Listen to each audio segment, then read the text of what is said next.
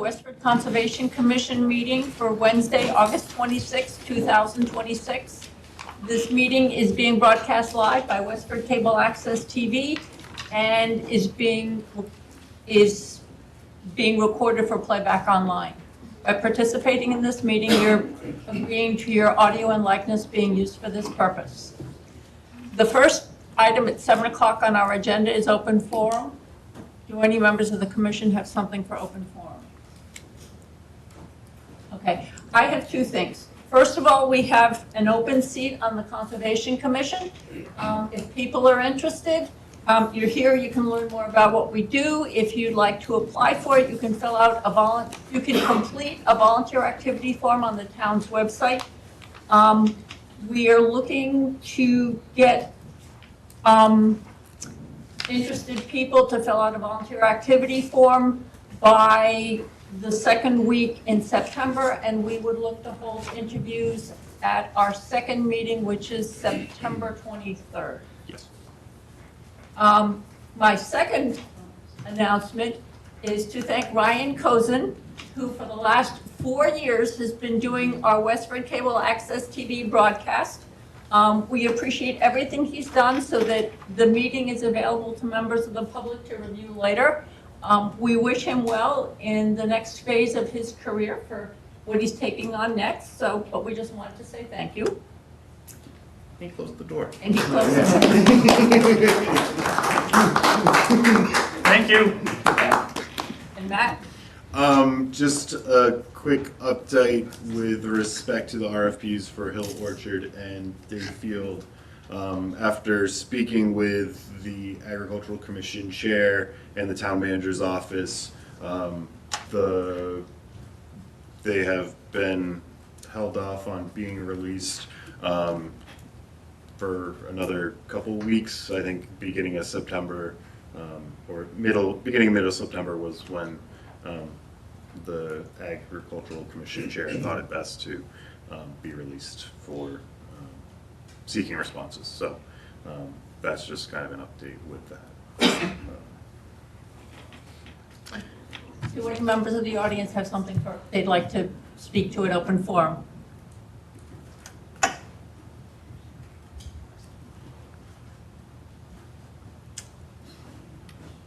Hello, my name is Amy Doucette, and I'm interested in farming the Dayfield that we were just talking about.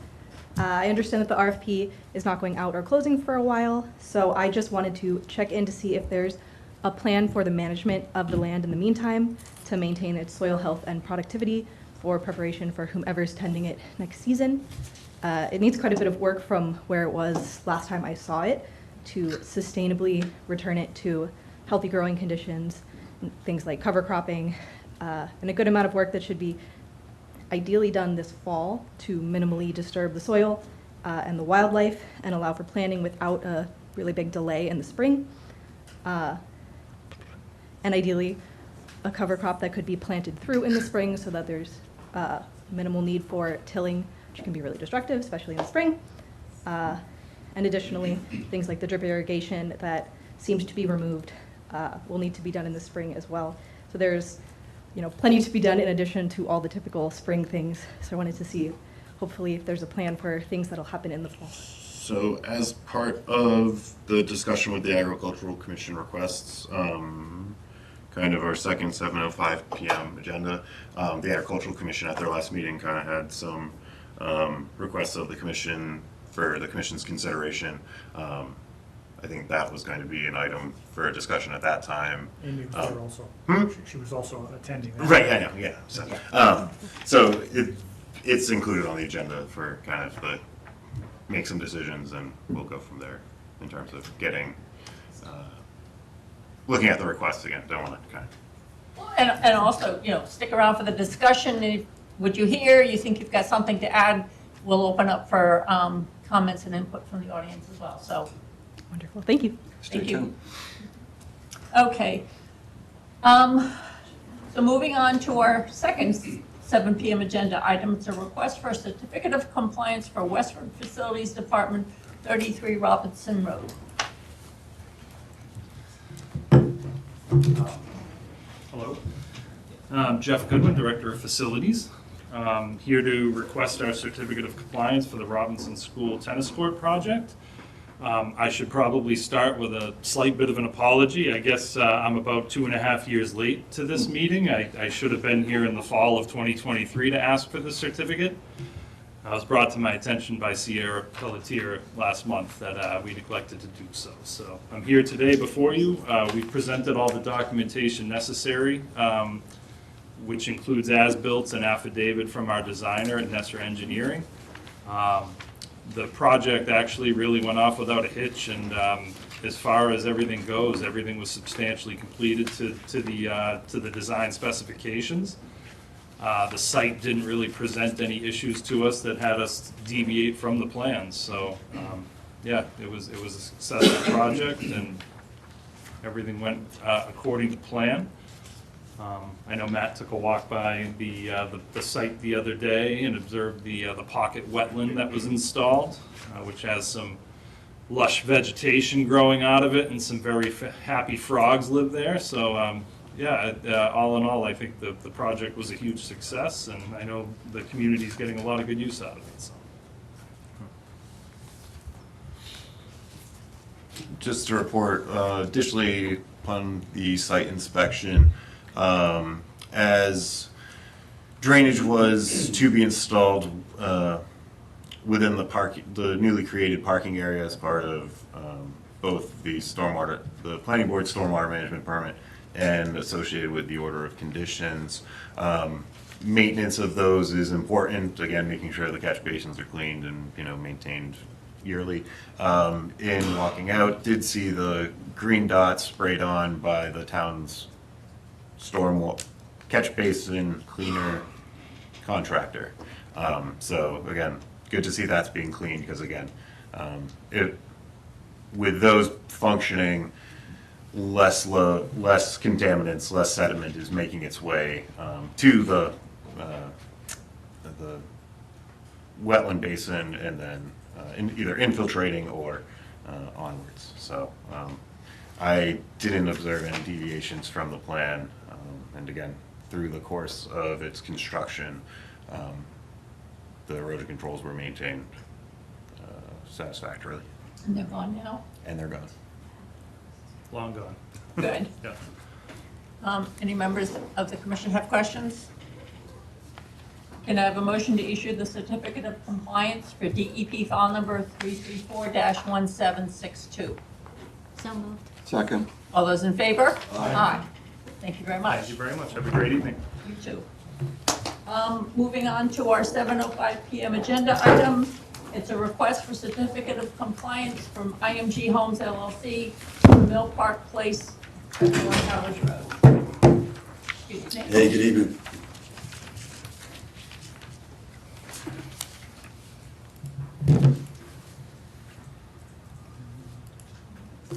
So, Max Giese, I'm here requesting a certificate of compliance for 71 Powers Road, also Mill Park Place. We have completed construction, and we've completed everything. We were in front of you for a partial sign-off. I don't know the exact date, but I think it was about 8 months ago. And there was some, when Matt did a site walk, there was some additional debris that was back in the wetlands, and the board requested that we go back in there and remove that. And we did. We actually, some of it was, you could barely see it, and then you start pulling on it, and it was, well, I don't know if you guys all knew the site before we got started. Not a real shocker probably to people that knew the site, but we did go out there and clean all of that up. And then there were a couple things on the as-built that needed to be addressed, and all those were addressed. We removed all the debris, and everything is complete now. We removed the erosion control, the buffer vegetation that we were trying to renaturalize came in great, and it is it's looking really good. Again, some of the tree plantings are doing better than others. The white pines are doing better than the juniper, but the junipers aren't completely dead. So with that, but also the seed mix used within kind of the restoration buffer area. If I can go back up to the plan, kind of in this general area here, is now clover and goldenrod and predominantly native herbaceous species. There is still a little bit of knotweed present, but that's as part of, an ongoing condition to, manage the invasive species on site. Again, there was a little bit of knotweed, but it certainly was less prevalent than the field that was present at the property prior to construction. And so kind of had conversations again with Mr. Giese to kind of the future homeowners association to make sure that that's continually managed, because we don't want a knotweed field to become reestablished, especially within a buffer mitigation and restoration area. But overall, again, we walked into the wetlands, I think, to kind of confirm that the metal debris was removed. And thankfully, I think due to the drought, it was easy to trek out without too much of a soggy foot. And would recommend the commission issue the certificate of compliance unless there's any other questions. Any members of the commission have questions? Can I have a motion to issue a certificate of compliance? Whoops. Yes, Emily?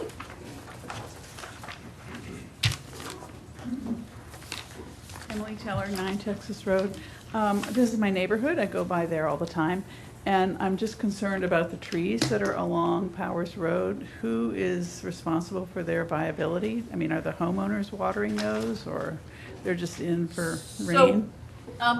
Actually, You're can you talking hand about Emily these- this? Oh, goody, I get to use this. This is the Yeah, first just time. in terms of which trees you're referring to. The ones along Powers Road?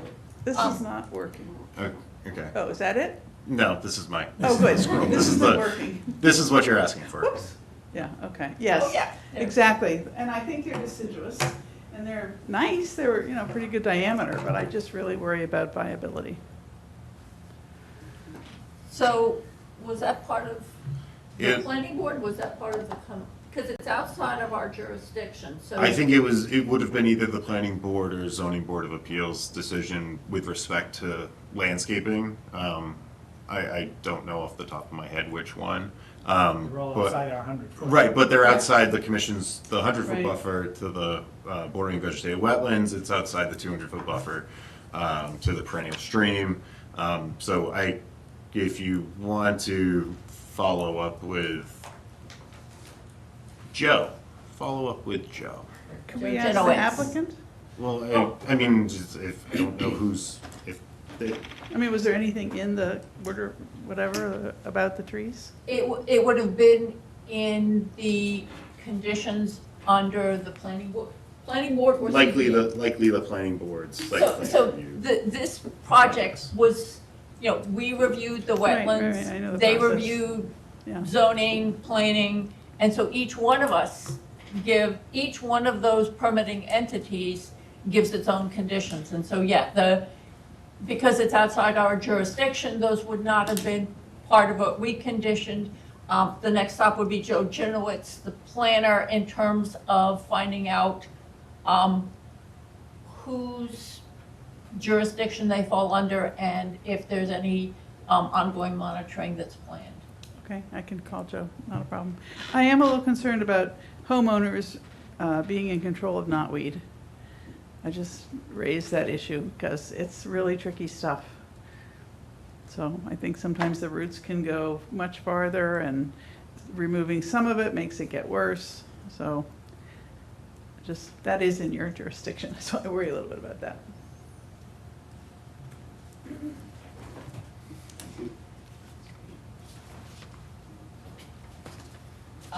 You had a motion, you had a second? Okay, so let's start with the motion again. Can I have a motion to issue a certificate of compliance for DEP file number 334-1786? So moved. Second. All those in favor? Aye. Okay, Thank you, guys. Have a good night. thank you. Thank you, Matt. Welcome. Moving on to our other 7:05 PM agenda item, we're going to start with a discussion to authorize the town manager's office and staff to amend the 2026 Hill Orchard license agreement. So I can certainly handle this. As included in a revised meeting packet was an update from the community garden regarding their gleaning of the fruit trees up at the Hill Orchard. I think they are to date approximately at 1,000 pounds reduced. Additionally, included was kind of the instructions and the process to harvest the fruit, handle, store, and also where to donate them to. One request of the group doing the harvesting was request to use the cold storage refrigeration within the farm stand.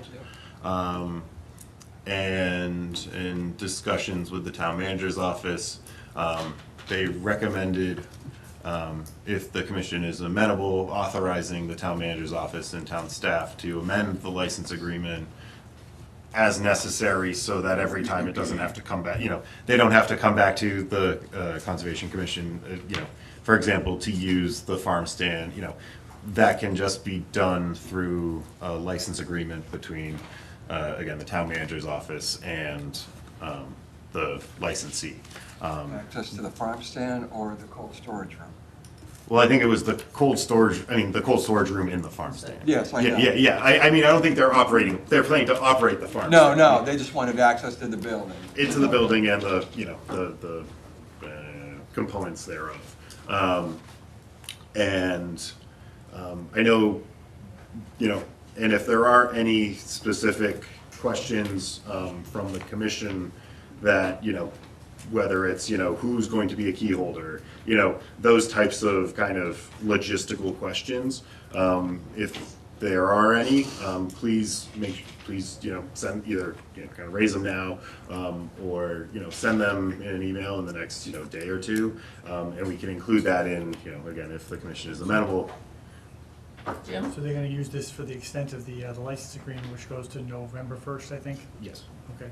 At November 1st, it should be cleaned and emptied and put back in the condition it was in? Yeah, broom swept and, Okay. As long as that's it, great. So if there's, okay, so if there's any, because this is storage of fruit, et cetera, if there are any Board of Health requirements in terms of if the room has not been kept cold, does it need to be cleaned, health inspections, anything like that, that will be handled between the licensee and the town manager's office? yes, as part of a licensing Okay, amendment to the license agreement. okay. So all of those rules and regulations will be, the town manager's office will make sure that the licensee is prepared to follow those. Yes, and I know you provided a couple specific questions, again, who's gonna hold the keys, kind of that kind of stuff. My initial thought was to rephrase the question as a statement, and then that gets incorporated as, so-and-so shall be, holders of the keys, so that it's not getting distributed or passed around to, there's a known 2, 3, there's a finite group that have access to that. And because it's through the licensee, it's not a case of they're thinking the town staff will close up the building at the end, and that doesn't work on a Saturday or a Sunday. So, that was where my thoughts were going. No? So I'm curious, who pays for the electricity out there? So previously it was the orchard manager, in the operation of there. With it, my thought was, it was going to be included in the land management, the electricity line item of the land management. But So right now, there's- who's paying for it? I don't think the electricity, to be honest, is turned on. So they turned. I think it's As part off of because I closing the building haven't, down because at I the haven't end of received the- the bill.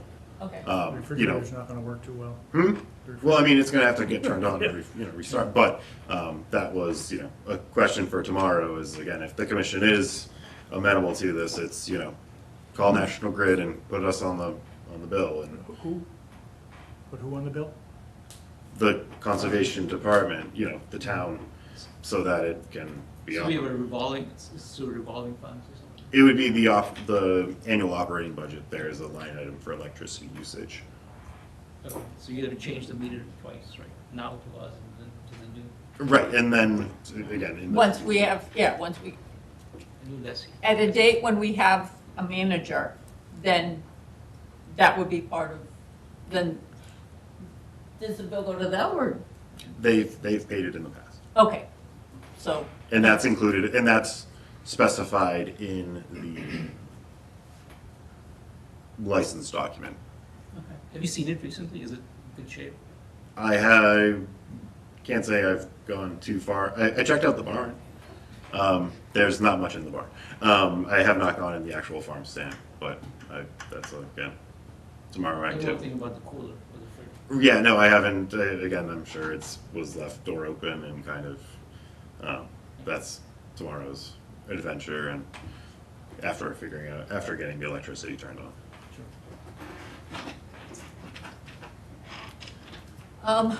any comments or questions from members of the audience? Hi, good evening. My name is Marco Layla, 105 Concord Road. I'm here tonight as a private citizen, but I do chair the Agricultural Commission. And thank you very much for having this on your agenda tonight. I would ask you all to consider what Matt has put before you on your agenda and to vote on it tonight if possible, to give us access to the cold storage, to get the electricity up and running so that it can be used for further saving of the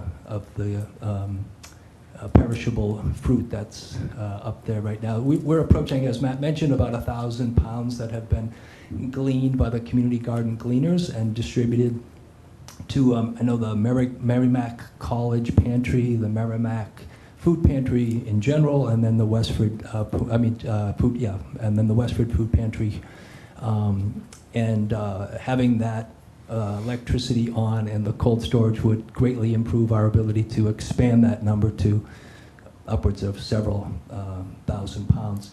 And just in terms of money, I know electricity is expensive, but to date, there has been, I don't know, innumerable amounts of volunteer time and effort and money and driving and gas and rearranging people's schedules to save this fruit. So anything the town can do to honor the volunteers' efforts and further that effort would be great, and the sooner the better. So once again, I would ask you to please support it this evening. Thank you. So, can I have a motion to authorize the town manager's office and staff to amend the license, the 2026 Hill Orchard license agreement as discussed this evening? So moved. And a second? Second. All those in favor? Aye. Okay. So moving on to the second item, which is a discussion of Agricultural Commission request for Hill Orchard and Day Agricultural Field. So included in the commission's meeting packet was a set of minutes from the last agricultural commission meeting last Wednesday. They had 3 action items requested. One was for an orchard specialist to do a health assessment and inventory of Hill Orchard. That's presently, I know, again, Mr. O'Lawler, and has contacted a couple specialists. Haven't heard back from. I've also reached out to contact at Davie Resource Group, who's connected me with another, with an orchard, someone who specializes in orchards. Haven't heard back from him either, but the introductions made can certainly follow up and try to see if there's a time frame and capacity for that. Why don't we proceed along with the invitation for bids? That way the orchardist that's gonna work with the, whatever spraying, whatever work, whatever preparation needs to be done now, he or she will then be living with it and working with it when they take over the orchard. So I think the assessment and inventory is if it's possible to be done prior to the release of the RFP or certainly the close of the RFP, provides an update, a real-time existing conditions for what they're taking over, for what they're taking over and what, the scope of management would need to be. I don't think there's anything in this, I know at the previous commissions, we were going, there was a recommendation there as part of the health assessment and inventory and health assessment was, then, limited management, of any diseased or, compromised branches or trees. But, Jim, kind of to your point, I think if we do a health assessment and inventory, it provides the respondents with, here's the conditions with which you would be taking it over. I don't think there's any, unless there's any critical immediate management with which would need to occur as a result of the health assessment. I do agree with you that, let it be the next orchard. He or she's gonna have to live with it. Let them do a walkthrough. They can, if they want to count exactly how many trees, if they want to just do an estimate, if they want to say that you need to do trimming before they can start, then they can do the trimming. If they're the chosen orchardist. If the orchardist is going to do the work, why not let them start sooner rather than later, November 1st?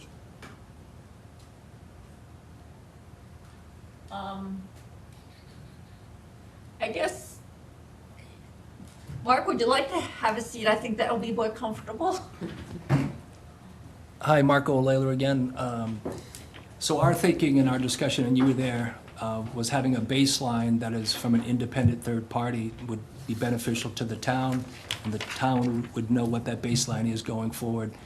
Not that we couldn't trust anybody to come in and assess it on their own and then make the arrangement for what it's going to. Then they would live with it, with whatever they Right. assessed on their own. Yeah, so our feeling, Whereas now the town is going to be on the hook for doing the assessment, and then if they don't like it afterwards, then what happens? yeah, these are theoreticals that I'm not an expert on, but our thinking was to have a baseline from a third party would be beneficial, I think, from everybody, because it would be an independent third party, not someone who is the expert telling us what we would need to know based on their knowledge, which may be beneficial to them, I don't know, because I'm not an expert, but just the idea of a third party was appealing to us. What we did last time with Farmer Dan and Dave was he took over the orchard and he did what needed to be done. If he didn't think that it was time to trim the trees, he wouldn't trim them. If he thought it was time to spray, he would spray. Why wouldn't we want to do that now? We're not going to expect the new orchardist to do whatever the town finds.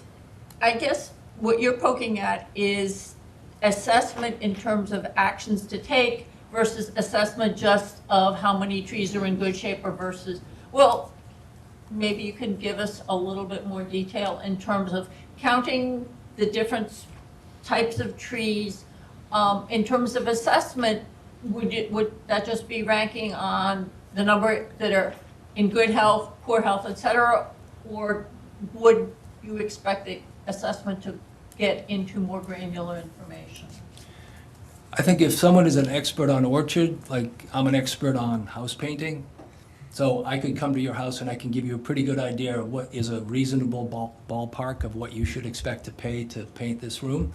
And then you can go from there, because prices are all over the place and everyone has a different perspective. But that's where I think my thinking was coming on Wednesday night, and other people in our discussion was it would be good to have a third-party assessment. And that assessment, I think, wouldn't be that difficult for an expert to make with regards to suggestions going further for management of fungus or bacterial pests or insect pests or pruning. it's a quick, I think they could do it relatively easily if they've had that experience in the past. So we thought it was a reasonable thing and wouldn't be all that costly. And then there's a baseline that we would have some information, and the next person might have a whole different alternative way of approaching it. And if the board finds, the Conservation Commission finds that that's okay with them based on the knowledge that we gained from the third party, then it's up to you. But our sense was having that third party assessment would be beneficial and informative. Do we have any rough idea of what that assessment, this third party assessment might cost? Or that's part of what we'll. We're still, so we reached out to UMass Extension, Ag Extension, and several orchard experts. One that was recommended to us from Farmer Dave. He's received my call, I've received his call, but we have not talked directly. And it's nice to hear that, Matt has a potential option, but we haven't gotten any firm numbers or agreement to do this assessment as of yet. So how much we're gonna spend? We have no idea. We have, well, I mean, is the commission, again,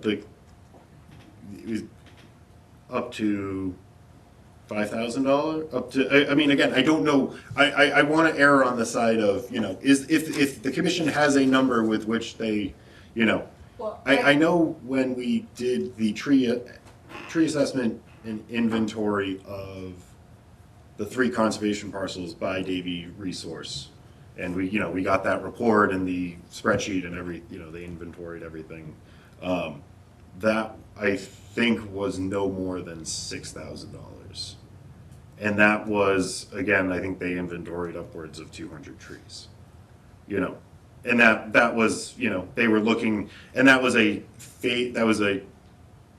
tier 2 track assessment where, they're taking a mallet to the trunk to, see if it's hollow.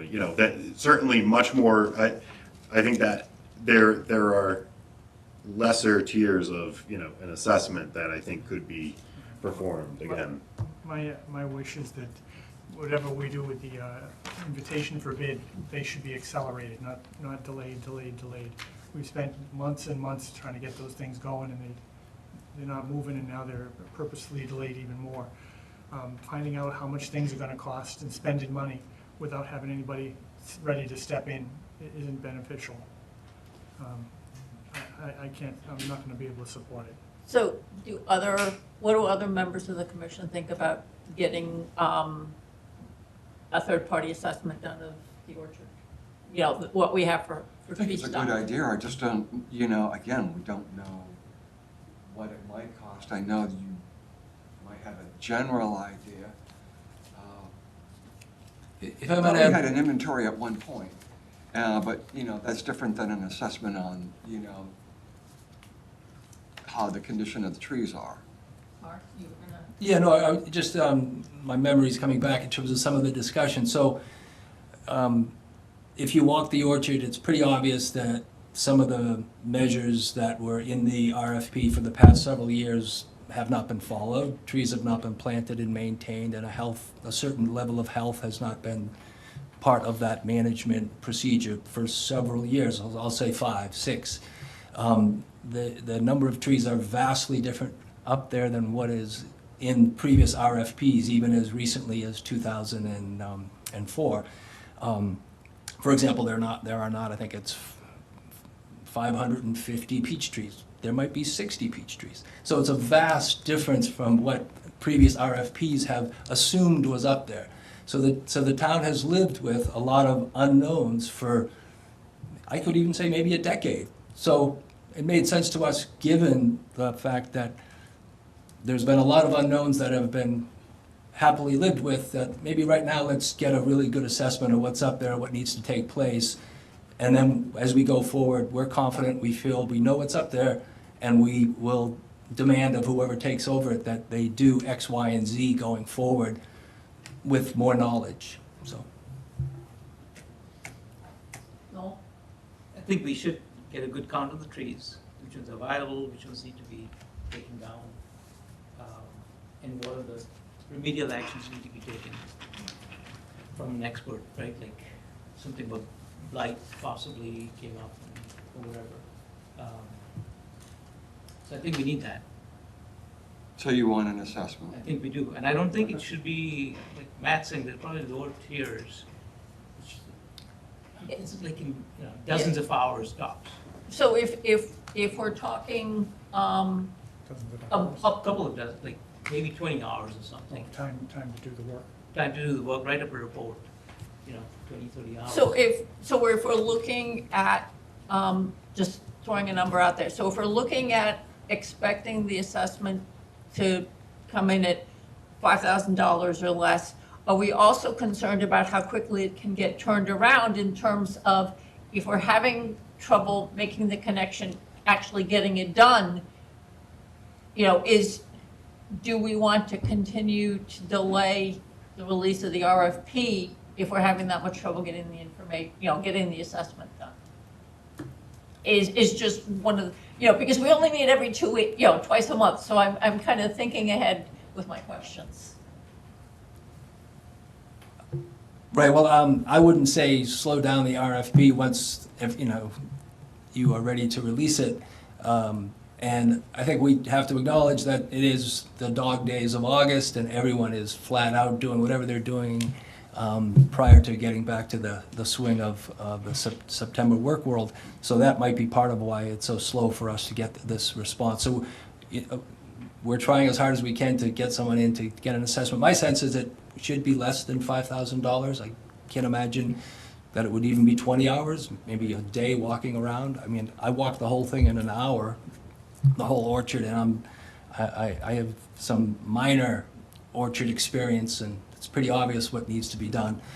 So an expert, I don't think it would take 20 hours to make that assessment. So, but I wouldn't hold up the RFP, and we'll redouble our efforts to get someone on board so that the RFP can be released. I think we're looking at beginning of September or mid-September at the latest.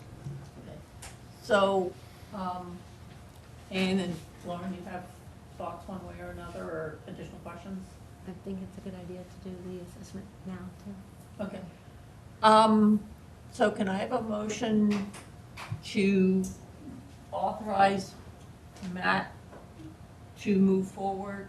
So if the To solicit a proposal from an expert to do an inventory and health assessment of Hill Orchard, up to $5,000. okay. So can I have that motion? So, Second. All those in favor? Aye. Those against? No. Okay. So that's the assessment.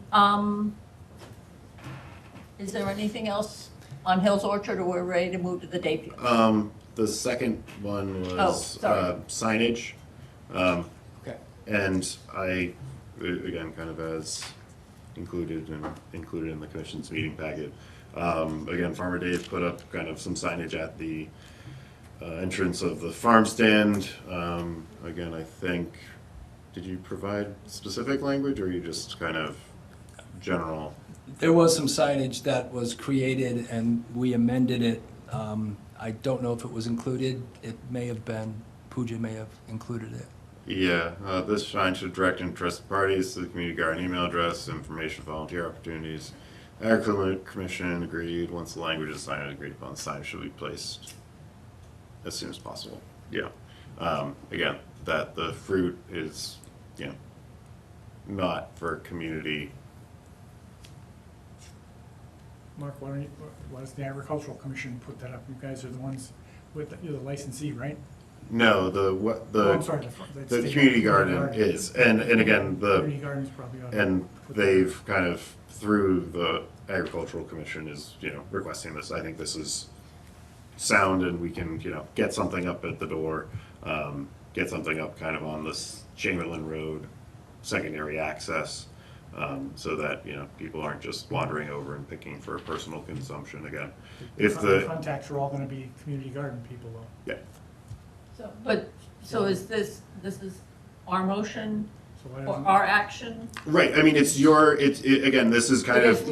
Our care and custody? Right, again, this Your kind of approval, yeah. follows back, to that first, to the first item of the discussion where it was, with the commission having care and custody, if there's some degree of kind of authorization to the town manager's office and staff to kind of handle some degrees of, management and things like that.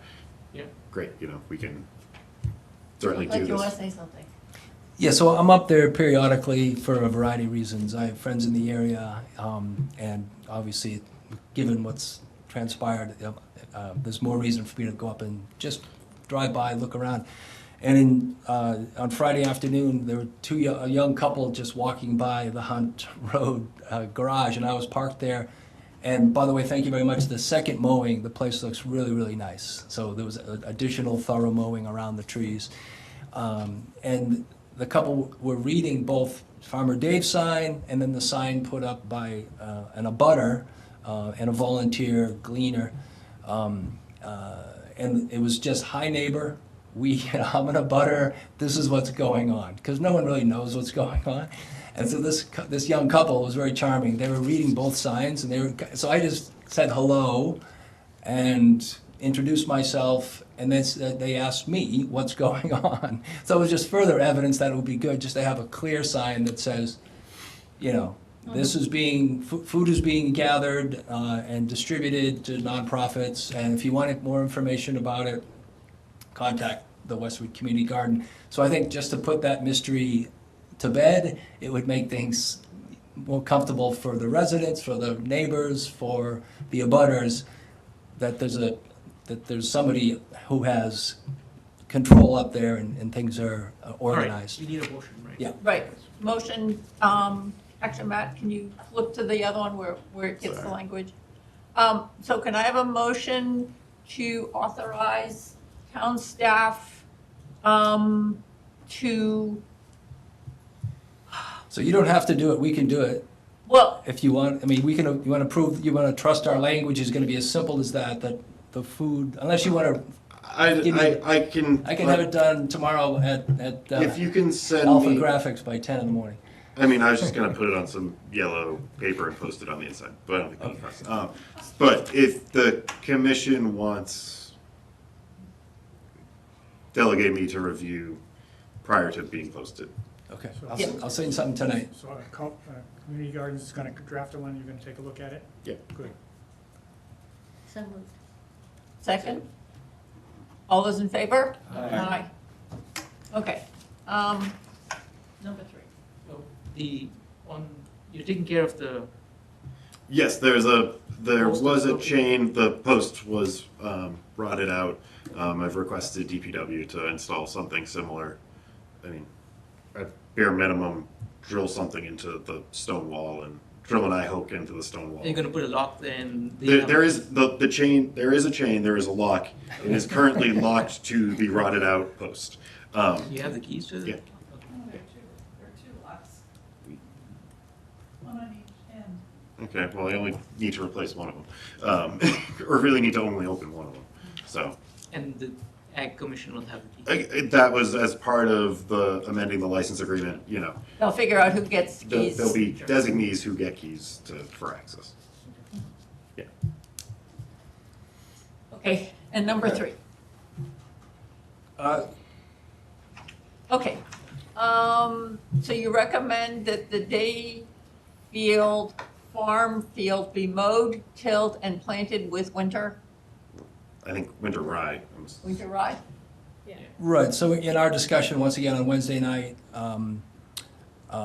at the request and with the knowledge provided by Amy Doucette, town resident, we thought this was a great idea because our focus has been on Hill Orchard, but it's something that tends to take place even at the community garden, that we have it rototilled and amended in some fashion with winter rye. But as Amy spoke tonight, there are other cover crops that are a lot easier to work with in the spring than winter rye, because winter rye has an extensive root system. So if we could just change this to or some other cover crop that would provide a benefit to the soil. Who's going to make the decision on the alternate cover crop? Right, and why, I mean, we're gonna do something, and who's to say that the first farmer that comes in and says, this isn't what I want, I wanted that. You put the wrong stuff in or did whatever. It should, once again, just like the orchard, the person that's gonna be taking over responsibility should be the one responsible for prepping the field or prepping the orchard. Right, but that, Doing yeah. the survey or planting the winter cover. So, yeah, so that train left the station back in January? Why are we delaying on the day field? Again, just as people, people who would be respondents to this are finishing up their harvests and their, agricultural activities. They may not be paying attention. The thought was we may not get the largest pool of responses if we release it now when, it is in the midst of, harvest. Yeah, there's one other item that I think I've shared with Matt, several emails that I've shared based on the discussion at the Agricultural Commission. And one of the things that has come up, given all of these changes that are taking place, is that the community garden, as it stands right now, is maxed out in terms of all the plots have been taken. And they actually sold out within a couple of days of making the announcement that the community garden was open for the season. And over 20 people were on that waiting list. So we've talked about for years whether we have the bandwidth and whether we have the interest. And we clearly do, because since the beginning of this growing season, people who have 15 by 15 plots said, oh, I would have gone up to a 30 by 30, but they're not available. So given that, we've thought this is a good opportunity before the RFP is released to amend it to allow the community garden to first expand in its footprint, which would shrink the footprint available for a farmer. And the more we talked about this, the more we realized that in the management of the day field over the course of the past 5 or 6 years that I've been around on the Agricultural Commission, the only real issues or concerns that have come up over the time were issues with the farmer who was operating on the day field, with it was Fala and her employees, and any issue with porta potties or use of trucks at a certain time when other activities are going on. So if you've spent time down at the community garden, you quickly see that there's a lot going on that's community-based. So the community garden, obviously, the Flowers to Empower flower farm in the front, the apiary, which also is at its maximum in terms of the size. And then we have a very active, which is part of the community garden, but we have a very active compost operation that's really impressive. It's like state-of-the-art. Sharon Chu should be highly commended. It's fascinating how quickly they get those weeds to get back into usable, organic, nutrient-rich soil. And we also host lots of Girl Scout and Boy Scout activities. The original sun shelter down there was by Eagle Scout. We have bat boxes that were put up by the Girl Scouts years ago. So there's lots going on that is really community-based. So when we think about that space going forward, some of us on the Agricultural Commission, or most of us on the Agricultural Commission, and other people in town have talked about, changing how we go about putting out the RFP and how it may become less interesting to a quote-unquote full-time, old-school, real farmer who just wants to come in and, get 6 bushels of radishes every 3 weeks, that it could be that we could use it in a different fashion as an incubator farm for new farmers who would be learning and wouldn't need as much space to hone their craft. So anyway, all this is all in flux. We don't have a full plan, but there may be people responding to this RFP with that in mind, that we could use the space for other things, not just a farmer with the current footprint that the RFP has been issued under for the past however long it's been in this size. Originally, the community garden, I believe, was an acre, and now it's 1.7 acres. And I think we are comfortably able to grow our space, which would change that footprint. So that's another reason why we wanted to suggest, in addition to it being the dog days of summer and people aren't really looking at 2027 just yet, buying their seeds for the next growing season, that we might be able to work something out that benefits us all and is truly maybe a little bit more community-based, Westford-based, but the outcome is the same, as productive and as usable and as fruitful as it can be under a different management structure. Do you plan to cover crop on the garden portion, the community garden portion? We have in the past, yes. Okay. What would commissioners think about whatever, if the community, it sounds like there's a real need for the community garden to expand its footprint.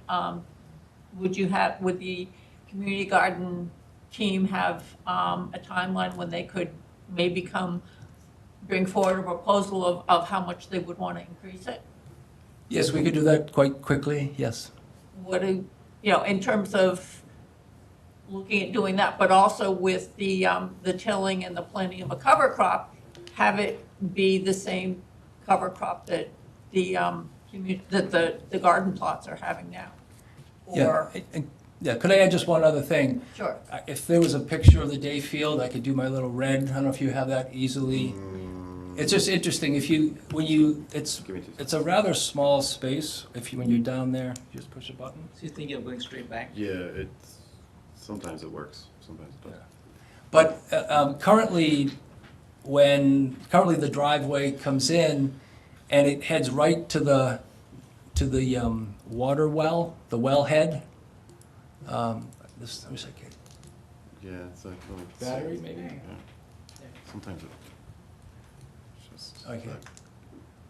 There it is. Right. Yeah. Did that work?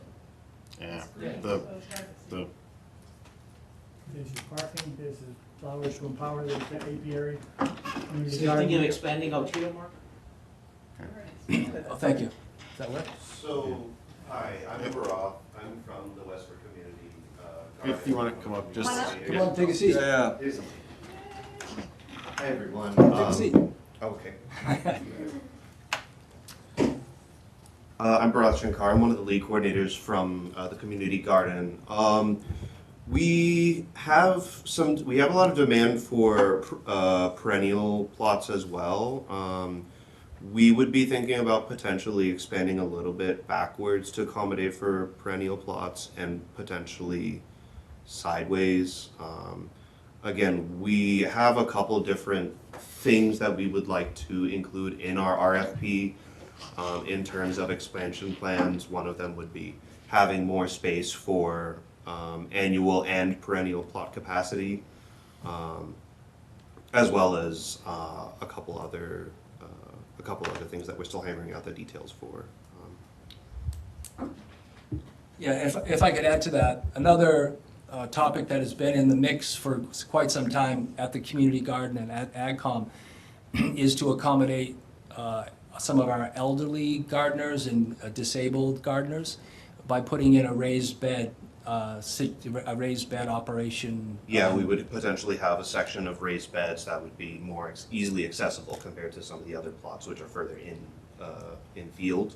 Right, so here's the parking lot, obviously, and if someone comes in and parks, then they have to walk over here. So the thinking was that we would take a pretty large section close by, so elderly and disabled, handicapped individuals would not have to travel all the way back to the back here. So if that was the case, then that is a significant portion of the community garden that would be taken over. And then the other issue is that we don't talk about it all that often, but this section right here is quite shady. So those who have those plots tend to have just a little less solar radiation to help them grow. So that's why, even though this is the current driveway, there was talk about expanding this way as well as back. And then what we're encountering with Fala, the farmer, she gave up this whole area entirely because it was too wet. So this is our wellhead right there. So we get all our water from there. And so this area already has been abandoned by the previous farmer at the day field. And one of our thoughts was, well, it would probably be perfect if we put in some kind of a community blueberry plot, and we could do education to people in town and benefit from growing blueberries and sharing blueberries with the So So like in the focus inter- on what we need yeah, to focus on. So in other words, In there's the lots inter- no. going Yeah, on. we can't continue to do this. So in the We've interest been on of this for an time- hour. So- We're way past our agenda. Yeah. Yeah, So so in let's- the interest of time, I think, there are two things, that either our first or second meeting in September, if at that point you've got a plan of how you would like to do your expansion, to see if there's anything, how much additional space there is that might be worth going out for an RFP. That's one thing, but in terms of tilling and putting down a winter crop, we, What's the timing like for that? So typically, we wait till after the garden Okay, so we don't closes, which is October. November? okay, so we don't need November, to, there's plenty of time for that. okay, so it's probably premature to till and put a winter crop down now. Yes, it's definitely. Okay, So the new farmer, if one takes over, could possibly put it well, but some of this is depending on what they do with the community garden expansion. Yeah. We may not have a new farmer. Yeah, I'm so sorry but I was just responding to Jim's question, why are you waiting? And I'm just sharing, there are lots of reasons why, beneficial reasons to the town, to the community garden, to wait, because we have a very active community garden, volunteer-based, Barath, We've been telling as well. interested farmers, week after week after week after week, that this is coming out in a couple of days, or in a week, in a couple more days, in a couple more days. And it's been months and months, and now we're slowing it down on purpose. We're screwing around with people. And I don't like it. Okay. So, But thank you for listening to all the realities down at the community garden site on Graniteville Road. Appreciate your time. so I guess in terms of moving forward, what does the commission as a whole feel about moving forward with the RFP as we have done in the past, or waiting to see a proposal for a community garden expansion? RFP. So, in. But what We've size been of working on problem? an RFP all along. right, so do we want to go in that direction if that negates the ability to expand the community gardens? It doesn't negate it, it just, it's Is out the there. commission's thought that that the expansion of, say, the community garden is, a proposal? We haven't seen a as part- proposal on it at all. We just- But no, No. but I'm saying, as So that's- part of the RFP process, if the community garden wants to expand into, kind of as discussed and, come up with a farm plan, kind of similarly to somebody, a commercial, somebody who's So looking that to do. becomes a response to the RFP as an Right. expansion plan. Right, it's a proposal as part of the RFP. Subject to increase of the community garden. They could submit a proposal. Yeah, Right. okay. That'd be fine, but we Yeah. need an RFP, we need an invitation for bid. Right, no, but so Who's holding it up? Town- Again, we Is have- that where it is? if we need to release, Jim, if you want one released, we can release it tomorrow. Again, there was a discussion with, and if that's the It should commission's. be up to Jim if- to if that's release the commission's RFP. If that's the commission's prerogative, to have one released, and so then, have it be open for a month, have responses, and then the We commission, might get the some commissioners interesting can review. proposals. We might get some interesting proposals in Right, there. and the proposals, again, through the RFP, the commission can then, discuss whether it is, we want to go with A, we want to go with B. And that is the and that, and if that is the commission's prerogative to, go forward with, release the RFP, see what responses we get, and then move forward, that's certainly, So I think you have to make it subject to possibly increasing the footprint of the Well, garden, right? But increasing the footprint of the garden could be one of, well, but you're right. Could I just make one last plea? The community garden is an incredibly successful town endeavor. We have over 250 members that gardens successfully, volunteers that run the whole thing, and it is just a wonderfully successful place. And I think that the success and health and well-being of that space should take precedence over some theoretical farmer that might want to come in.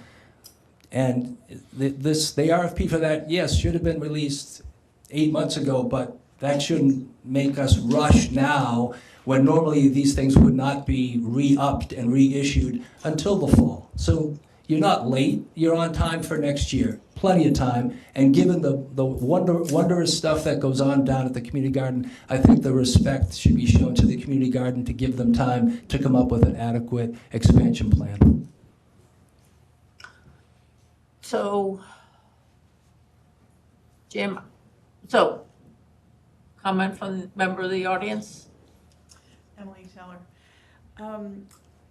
I feel like on both of these projects, it would seem amenable and a good idea for the people who are submitting RFPs to realize that the town, first of all, owns the property, so they'd be leasing, but that the town should be partners, positive partners, not just like, okay, let's get this out, let's do it. I mean, I know you've been working on it for a while, and I'm sure you're frustrated, and it's taken a lot of time to talk about this, but it seems as if waiting for things to coalesce with a successful project that was probably going to shrink the amount that the person considers is worth waiting 2 weeks for at this point. And as far as the orchardist, obviously they can submit levels of cost of their work. So all of that also is going to take some time to shake down. But I would rather see you guys feeling positive about a partnership with people who come in, not just checking off a box. Because, you have care and custody of these places officially. So I think the town people are saying, okay, it didn't happen in the spring, it didn't happen in the summer, what's going on? There is some pressure, but I think the content of the materials that you're asking the town and the people who are coming to work there is really important. So, Jim, in terms of, if we put the RFP out there, is it set up with do we have date window? yeah, I mean, it's upon data release and then everything, kind of falls out after that. It's open for a month. Again, We don't get. Yeah, I mean, that's happened in the past. We put out RFPs and gotten nothing, so. What happens if the community garden comes with a proposal that we like? Well, that can be a response to the RFP. But that's, they're only taking a part of the whole problem. Excuse me? They're only taking a part of the problem. Well, They're not taking the whole thing. And The community garden is the town, so I think you should give precedence to the town, That's which is fine. a community garden. It's an incredibly successful thing. They're not disputing Space. that, Mark. The question is, what happens to the RFP if someone bids on it with the intent of farming, let's say, 4 acres, and now they're getting 3 acres? Well, I mean, I would say if the proposal, say from, again, getting an hypothetical, and if we can, We're talking if the commission is amenable to the proposal, the response from the community garden to increase an acre and so that then decrease the the leased land, to 3.5 acres. Then that's, then we re-release it for 3.5 acres of, here's what it's, we're not taking 1 and 2. just because we get responses does not mean we have to accept one of them. We can look at it and make an informed decision that says, yes, do we want to go out for another cycle We get to based choose on, the one we like. yes. we can choose one we like, but we don't have to take any of them. Exactly. Okay. Okay, so can I have a motion to, Can I just object to this idea? Is that possible from the standpoint of just a citizen?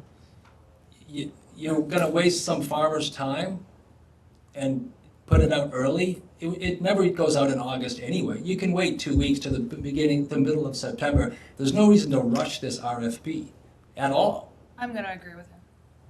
okay, well, but what I'm doing is I'm doing a motion. The motion may pass, the motion may I still don't fail. understand though at all either, because I don't understand, again, if you're gonna put out an RFP that's for 4 acres, and if they're gonna put out an RFP or proposal for taking one of those acres, you're then issuing another RFP, but you're gonna have 2 weeks. farmers then putting in for 4 acres, and then if we like their 1 acre proposal taking away, now you're gonna have people who are aware that we've removed an acre, and they're gonna come in to do another one for 3 acres. That doesn't make sense. I agree, we've already waited the whole year. Okay, And you know, I think going back to Andrew who said it, the timeline has changed now. We should have done this 8 months ago. We didn't do it. Mhm. Now it's not that critical anymore until so, October, November. okay, so let's start. So I'm going to ask for a motion to issue the RFP. It requires getting a second, and it requires a favorable vote. It doesn't mean everybody on the committee, just because I get a motion does not mean it's going to get a second or that it's going to pass. So, Jim has expressed his thought. Let's put that on the table. Is a motion, can I have a motion to issue the RFP with a responses due by in 30 days? Can I have a motion? Can I have a second? Okay. So It doesn't pass. Let It us- doesn't get whoa, whoa, voted. Let us Yeah, let so, us have okay. our discussion. So in terms of moving this forward, do we want to take this up at a subsequent meeting? Yes, because it's not going to happen tonight. Yeah, We so, need a proposal anyway. yeah, if you be in touch with Matt, let him know when the community gardens will have a proposal to make for expansion that will potentially restructure the RFP. We can get that on a subsequent agenda. Thank you very much. I think that's a great idea. Appreciate it. And if you folks have an idea on cost, because they're talking about moving fences potentially, right? Well, let's, no, Stop, It's stop. our internal Yeah, we cost. can- No, don't, That will be- stop. I want to see that and that. Yes, but at another time, don't continue this any further. Because, We've had okay, enough so what we discussion. can do is when that gets on the agenda and we see what they're coming in, we can all email Matt that says, here's the more information we want to have when we get into the meeting for If the you don't get in discussion. 2 weeks, then it's Well, no, we're not saying, so at this point, It's just open. we're not setting a timeline. It's when the community gardens has thought through what their expansion plan would be, they get in touch with Matt to get on the next agenda, and we'll talk about it then. They'll provide materials for Matt to include in the packet. If there's stuff that we feel, there's information we want them to bring to the meeting for the discussion, we can feed that back into Matt. Matt will feed it to the community garden, and then we can have a all-in-one discussion. Yeah, I Thank you want to very see that much. specific as possible. These guys are great. They'll turn it around really quickly. Appreciate it. Thank you. Thank you. Thank you. Margaret, what's the deadline for submittal for your next meeting in September? This, because this is not a public hearing, the Next Wednesday. next Wednesday, is because this is not a public hearing under regulations, there's no regulatory cutoffs. So it just, Matt needs to know Wednesday before the meeting so he can be preparing the next So a agenda. week before your meeting, and there's a holiday on Monday that week, so, okay. When they're ready. Thank you. So moving on to our 7:15 PM agenda item, it's a public hearing from Meta 77 and 87 Concord Road. If somebody would like to, Jim, I don't know, sorry, I forgot to print out one for. Under Massachusetts General Laws, Chapter 131, Section 40, the Wetlands Protection Act, and Westford's non-zoning wetlands bylaw, Chapter 171. The Westford Conservation Commission will hold a public hearing on Wednesday, August 26, 2026, at 7:15 PM, meeting in School 1 at Town Hall, 55 Main Street, to consider the request for determination of applicability application of Harishek Ruchi Meda, the removal of 20 trees within 100 feet of an intermittent stream and bordering land subject to flooding at 77 and 87 Concord Road, Assessors Map 15, parcels 16 and 14, Lot 0. Hi there. Hi, I'm Rishikesh Mehta, I'm Ruchi Mehta. and we thank you for meeting with us. So we want to present a plan to remove the 20 trees that all fall within a buffer zone of our house, just like it falls within a buffer zone of the wetlands. So we want to see if the commission, what they will allow and what they're happy with. So we've had 2 incidents in the last 2 months. One was just before July 4th, the heat wave. We had a tree fall on our electrical line, and it ripped off the electrical line and power to the house. It cost us some money to repair that stuff. And then just yesterday, we had another tree fall onto the driveway. But again, both of them were on our neighbors' lands, but they fell where it impacted us. And so when the first one fell, we had a arborist come in, and the arborist looked at all the trees, and he identified about 20 trees that we had concerned about, and said like it has some multiple structural issues. They also, a lot of them are beyond 50 feet, and the trees that are around are within 50 feet of the house and the finished lawn. So it does pose a risk. Fortunately, with the previous ones, we didn't have any, it was just loss of property or time. We just don't hope there's any loss of damage to life or anything like that. So yes, we want to protect our house, but at the same time, yes, we don't want to mess up the conservation area. So those are the trees we have proposed that are close enough to the house, that have a lean towards the house. Most of them, because it's the open area, that's where the sunlight comes, so they kind of lean towards the house. And many of them have, the arborist has outlined structural defects, if you want to go over all of them. Yeah. Yeah, well, and the arborist report, et cetera, was, Matt put it in the meeting packet, so the Yes. commission, members of the commission have already seen it. Matt, did you want to give I think you've done a site visit? I did a site visit, again, between the arborist report and the the trees being numbered. I know in some of the photos, you'll see a very large number 1 and 2. That was in the field as opposed to just annotated on a plan. It was very helpful to kind of keep track and kind of do the counterclockwise walk around the property. No real immediate concerns jumped out to me.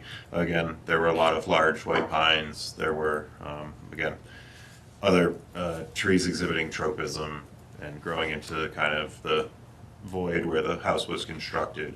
The house was constructed over 79. Yeah, 79. So about 50 years ago now, and there certainly were some signs of other activity, tree management, but certainly not as comprehensive as what is currently being proposed. So yes or no on these trees? I'm comfortable with them being removed again.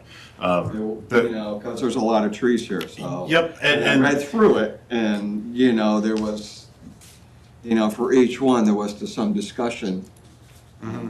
I mean, and thankfully, again, kind of as available on the GIS maps that were provided, again, the photographs, again, the annotated photographs, It's heavily wooded. It's, these are not the last trees in proximity to,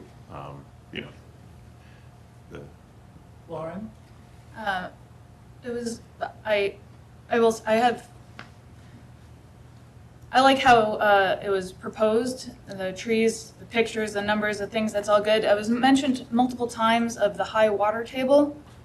A lot of these are established trees. Trees suck up a lot of water. Is that any thought put into, if you're removing 20 trees, what that's going to do to the water table? Or? To be honest, I don't know about that part, so, Well, I think is there a lot of emerging vegetation that will now be able to?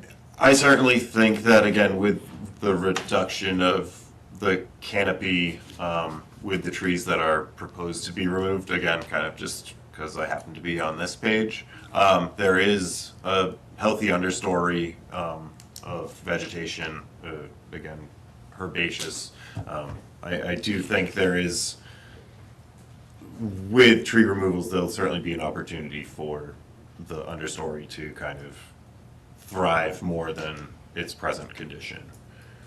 Well, also, if we leave a standing butt log for some of the trees closest to the wetlands to provide wildlife habitat, does that consume water at least for a period of time? Or at least keep the soil? It will hold the soil by the trunks, but it won't be sucking up the water. Yeah, it won't be taking Okay. up anything. Okay. Just flooding, if flooding was an issue before. Trees do have structural defects, and some of them are really leaning. I'm not questioning that, like, the pictures, some of the trees I might question, but they do show their stuff, it's just, has that been taken into account? Because if you do remove the trees and then it does flood, that's another issue, so I'm not saying it will, it just. To be quite honest, the reason we never thought of even cutting down the trees, it's just the recent incidents which happened now and also in the month of April where the limb of that tree was just near to our property. That gave me an idea, we need to cut down a couple of trees, at least the ones which are really a potential threat to our property, because whenever there is any kind of storm or heavy rainfall, I do get nervous about it's a matter of one's life, and my daughter's bedroom is facing right near one of the tree number 13, if you see. That tree has got severe structural defect. At this moment, I'm concerned about the life of my girls and ourselves, and also a damage to the property. That's my main concern. Butt logs, we say we cut them, but keep butt logs. Has Matt explained, when we talk about leaving part of the stump to be wildlife So we are habitat? fine about that, but only with the, so we leave that to your discretion. The only one concern I would like to present is if there are trees close enough to the open lawn, the finished lawn, so if it's 10 feet and if it's within 10 feet, like the trees are cut, they're not living, they rot. If they fall on the lawn, if I'm lawn mowing or somebody else, if that's a hazard or not, I'll. So I think so kind of splitting the, as proposed, kind of considered the commission's typical practice, again, balancing your interests as well. I think there's, an opportunity to, review in the field and determine, this one, I don't know. Do you have the map? Would looking at the map that you've got there potentially, like, for example, tree 4 here, that's far enough away Far from enough, the yes. existing lawn. Right, so- And so I think that can be determined in the field, If the commission wants, within 30 feet of, the ones identified within 30 feet of kind of the stream channel, or, So while also, understanding and respecting the property owner's kind of concern for, again, some of these that are right at the edge of the lawn, if they be so cut. we do have, sorry. 2, 3, 6, We do have, yes. 12, we were thinking, and because 7, 8, it looks far back, but when we looked in the field, it was still That's close okay, enough to yes. the finished lawn. So 23612 is, we thought that was just far enough beyond the finish line. So we can keep that 10 feet, whatever you say, we can leave the tree 10 feet long. That's those trees, tree number 2, 3, 6, and 12. That are within the 30 feet Those are within the, buffers. 30 feet buffer zone. So the tree number 5 is close to the lawn? Yes, Yes. yes, it's Okay. pretty close. So you're gonna grind the stump there? No we are stump, not so there'll be no grinding. Yes, stump no grinding, stump we'll grinding. leave Just cut about flush. like, Yes. just We don't want to disturb any the soil, root, nothing. the root system, we don't wanna disturb Yes. that. It's just get it down as far as possible and whatever's So Ben, you're works gonna for go the, and decide which ones are gonna. I mean, if can certainly confirm in the field, Yeah, because we're not gonna be here tonight trying to figure out. which right, ones no, are- but if the commission is amenable, Yeah. Yeah. we can write, We I do can that. have a special condition to, for staff to confirm the trees to be left as, kind of the standing stumps. I know, gentlemen, if there are no other questions from the commission. Yeah. Well, and then Oh. Well, how many plantings? I mean, again, kind of I They think don't have there's, to be trees, they can be bushes. I mean, we can, if the commission wants, If you're taking 20 trees, we should be putting something back. I'm not saying 1-to-1, but there are some opportunities here to enhance some of the habitat, so maybe we should be doing that. okay, yeah, we can certainly, again, wait to hear from the public and then okay. can be discussed. So are there comments or questions from members of the audience? Yeah, sorry, this is my first town hearing, so I wasn't Okay. sure when to stand, so sorry for the awkwardness though. But just in regards to the flooding, sorry, my name's Krishaga, I live at 15R Howard Road, the property adjacent to the one that's being discussed. And, just when you talk about the parcel lines, the water and flooding doesn't just stop based on the property line. You have to consider the surrounding properties, and that's why I got a letter in the mail, thank you, regarding the project proposal. And so I do have some concerns, because I don't know if the flooding really was addressed in the images of the potential of, again, you said removing 20 trees, that is a significant project, 100% agree, and these absorb thousands and thousands of gallons of water. And I can already tell you, past weather events, I've already had water that's been up into my garage. And I've actually had a specialized ditch that was built, the property owners, before I bought the house, built a trench because they needed to redirect water away from the house. It was a known flood area. And so I'm significantly concerned by removing 20 trees, what that's gonna do for damage to my property. And so I do have some significant concerns about that. And I asked the commission to consider reviewing the arborist report thoroughly, considering the different ways to remove the canopy of the trees, in addition to really thinking about a 1-to-1 or 1-to-2 replanting scenario, because I do understand my neighbors' concerns as well for their family safety. I'm also thinking about my family safety in regards to flooding as well. So just ask for those things to be considered. Flooding is no joke, and I live it, and you can see in that picture, and 20 trees is a lot. So I just really ask that you be really careful about, which ones are allowed to be cut down, and definitely to leave, please, the roots, and, because even if it's a dying tree, it's gonna absorb thousands of gallons of water. So thank you for your consideration, and appreciate your time. Thank you. Madam Chair, through you, again, and so, Mr. Jack, is your garage on this side of the dwelling? Yes. Okay. And I'm just curious, because again, this shows the 1% annual flood risk hazard and the 0.02 annual flood risk hazard. And so in terms of, I mean, that's a stream, like that literally is a right, large water understood, that's a stream, feature. but this is a stream that continues within kind of this flood, kind of that 1% annual flood risk, down along your, kind of southerly and then westerly. And slopes towards my property too.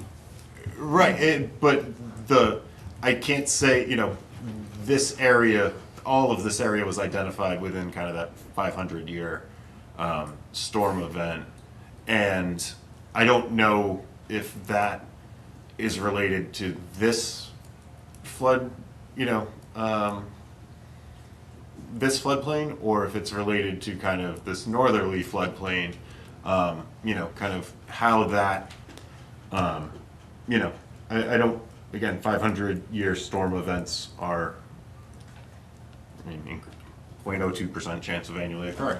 I don't, I know that trees do, Lawrence do, and again, the science, they do suck up water.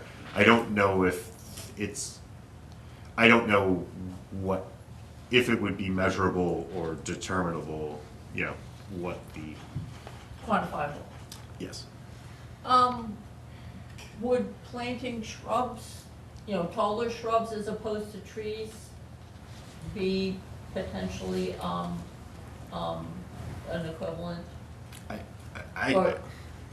I mean, again, I don't think, if it's a mature deciduous or a mature pine, it's going to be More than consuming, it's, it's going to be consuming. It's gonna be better than a little shrub. Okay, so, and I guess, some of this is also, so you will talk with the, in terms of meeting with the property owner and identifying which trees will be left as standing butt logs, and potentially looking at opportunities to plant replacement trees, not necessarily ones that are going to grow that tall. You can, choose different native species that may only top out at 30 or 40 feet, so you're not looking at a gigantic tree again. But to Eric's point is to get some replacement trees in there. Okay. Okay. So how many replacement trees you would like to have? I don't know about other members of the commission, but my thought would be, if Matt is out there and he's looking at what is already in place for trees that are ready to get going, is balancing where there are potentially open spots that could be filled with a tree. Just, huh? There's a lot of undergrowth. Yeah, is where there's undergrowth, letting that grow up. Where there's maybe not as much undergrowth, that becomes a place that you could put a new tree. But this place is already severely wooded place, and we are only removing the trees which are really threatening the property. So one question, in terms of how to plant, we're not getting rid of the stumps. Those trees occupy a lot of space. So you can see, like, where do we plant it in the first place? So that's one practical It doesn't question. need to be right on where that, it can be in the general vicinity. Would it make It sense doesn't to need look to at be right. the overall plan?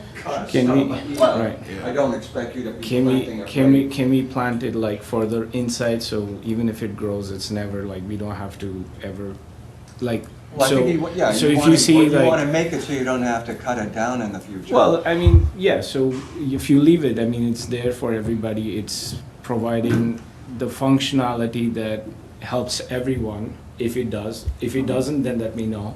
But that's one thing is, if as further inside it goes, away from the house. Can you, Sorry. no, No, there's the laser the pointer. laser Sure. pointing. If that works, you can just kind of, if you're thinking of pointing to a place, Is it pushing the right one? Yeah, there's only one up.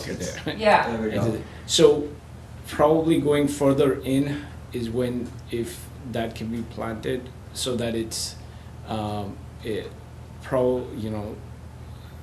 don't know exactly, I think Matt could If, probably- if the commission had, so in terms of trees and shrubs at a 2-to-1, 1-to-2 replacement, so, have 10 Yeah, 10 replacements for a 10 20 replacements, yeah.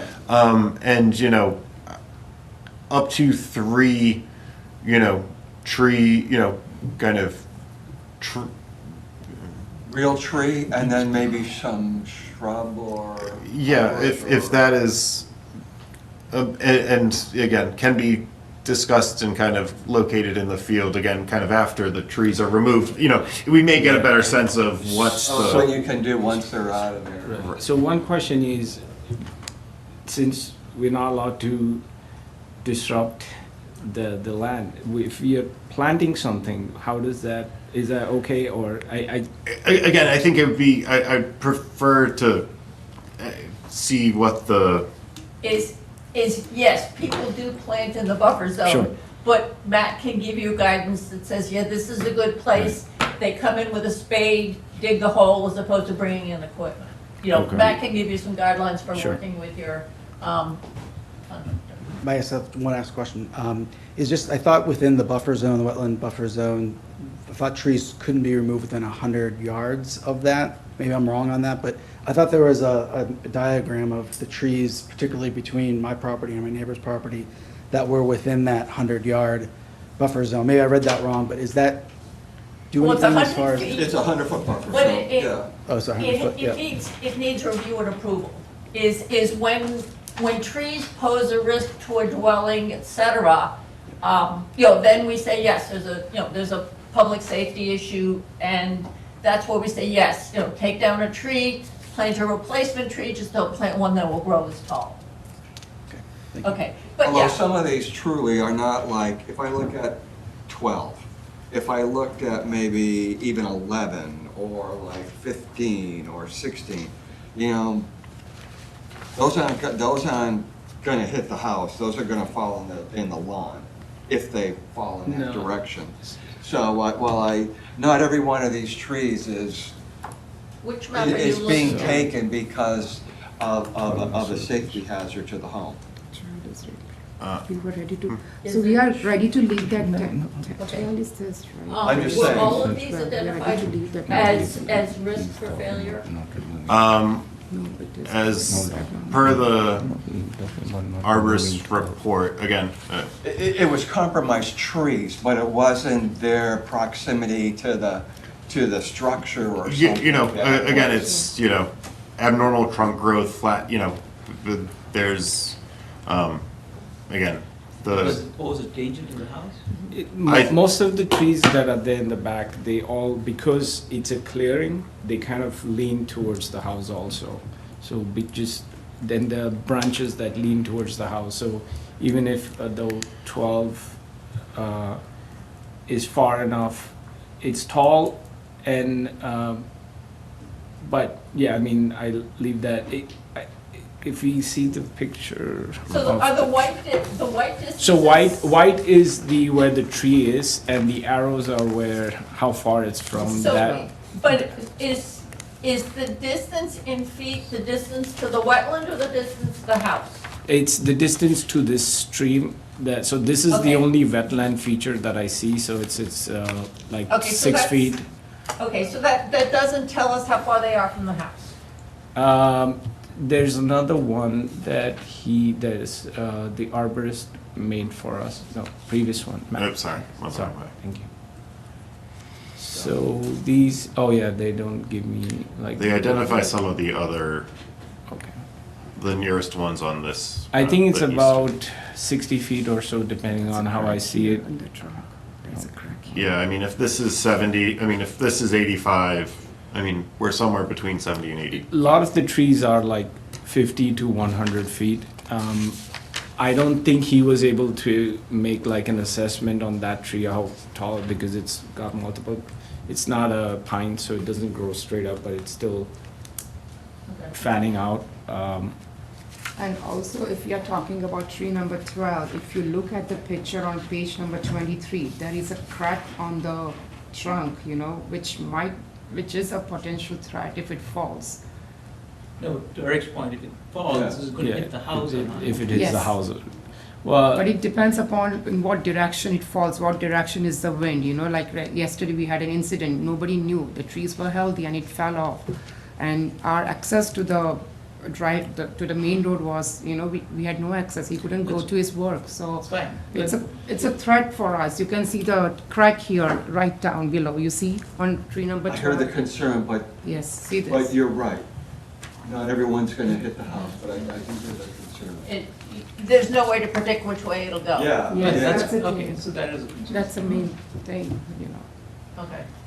But I If it just falls- used if it 12 as falls, an it example, falls. because Yeah. it was so far away, I didn't think it was. It's even about if it did fall, it was gonna hit them. scaling it off from the previous, from the map with the red dots. I think it's the third one in, kind of what was provided, hard copy to the commission. It's similar to this 84 feet to 21. The distance from this corner to 12 is similar to this corner to 21. They just seem like different trees. Right, I mean, but it's, in looking at the photo, it's a mature. I think all I was trying to say is not every tree of the 20 trees that are listed other than 18, which is not here because 18 isn't on the list. Not everyone's gonna hit the house. So that was my only comment I was making. Typically, we do look, we wouldn't want to say that we would have to cut down every tree because it might fall into a lawn area. Especially if it's in a buffer zone.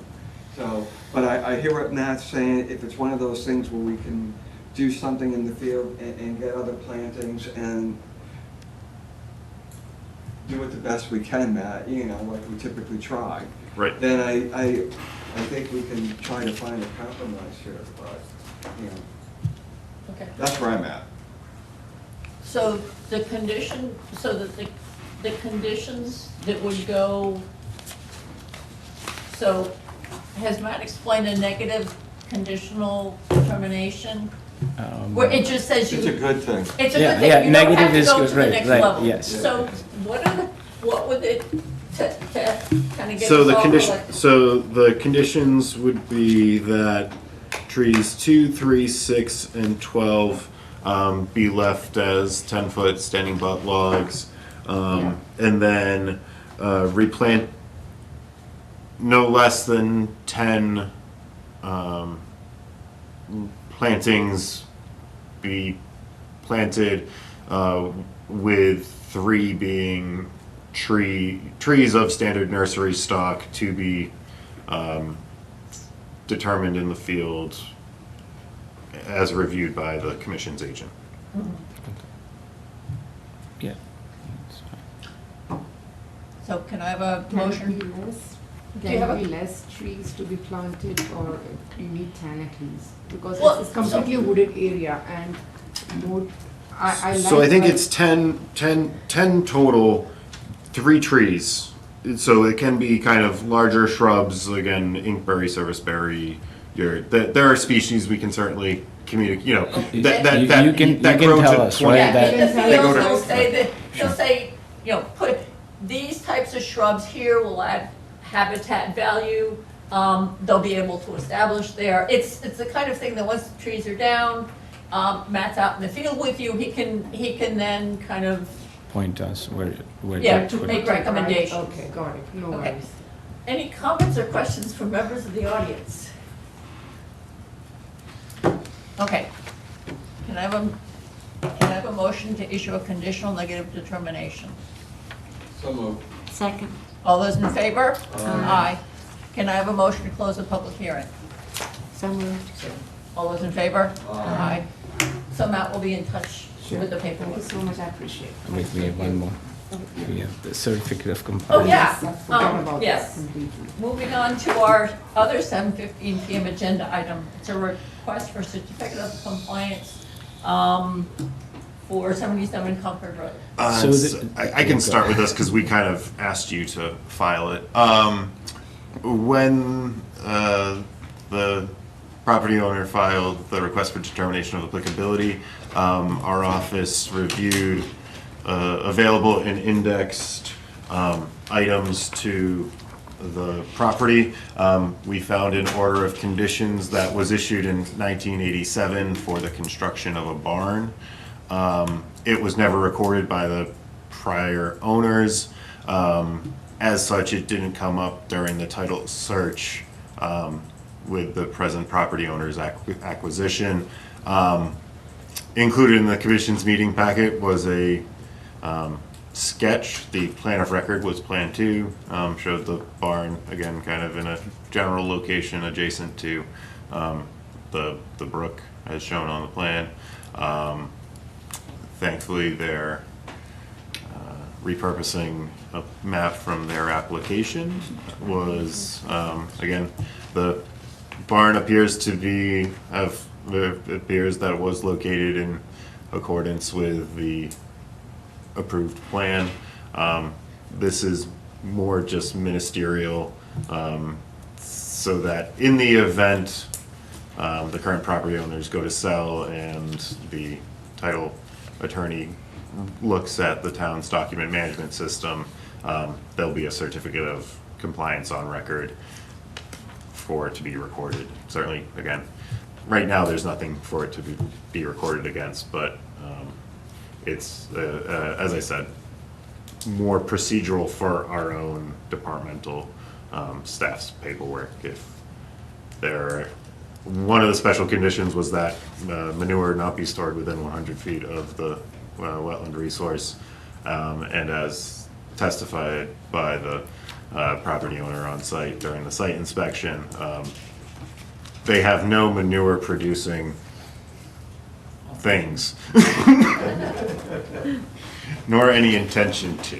And so, and if there's any questions from members of the commission, be happy to field. If not, I would respectfully request they recommend that a certificate of compliance be issued to close out this 40-year-old order. Any questions? Can I have a motion to issue a certificate of compliance for DEP file number 334-0261? So moved. Second. All those in favor? Aye. Aye. Thank, Okay. just one question. Would you guys be okay, like, we have to pay for this? So there is a $150 It's fine by filing us, fee, but if and if Can waive- amenable with the commission, waive the filing fee for, again, we found this, if this had been recorded originally, the prior estate would have handled the, filing fee to close it. Again, it's where it's for us, our department staff to, I would be supportive of the waiver.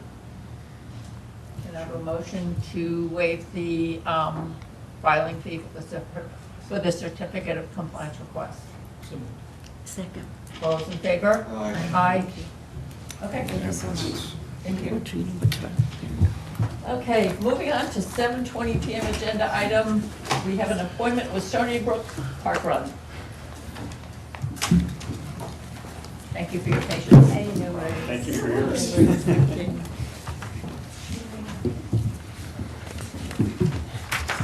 So you're here? Right. So thank you. Thank you for giving us an update. We're giving you an update. Lydia Turkson, the co-event director with Stefan Gopal. So we'll give you an update on the numbers, and we'll also give you an update on the request for extension. But we wanted to start in the interests of being concise with just a narrative from somebody who's actually attended Park Run and volunteered at Park Run. So this is Isabel. Do you want to introduce yourself? Yeah, I'm Isabel Redman. I live at 20 Hartford Road, and I'm feeling a little nostalgic because the last time I spoke to the Westford Conservation Commission was when I was a 12-year-old Girl Scout. So, but I'm here today to speak about my experience as a Park Run participant. I've been almost every week since May. Sometimes I walk, sometimes I run. I have a lot to say, so I've got my bullet points to go quickly because I know it's getting late. But I'm also happy to answer questions too. So I'm going to talk a little bit about why I think Park Run has been great for participants, for the community, and then also how I think Park Run can actually give back to East Boston campus and the environment. So first, obviously it's good for your physical health. You're getting out there, you're active, you're in nature, but I also think it's great for mental health. In 2023, the US Surgeon General declared a loneliness and isolation epidemic. We often see this most prevalent amongst Gen Z, which is my generation, and I felt this through the erosion of third spaces, people spending more and more time online. My mom always asks me, can anyone under 30 talk on the phone anymore? And I think supporting local activities like Park Run is so important to bring our community together.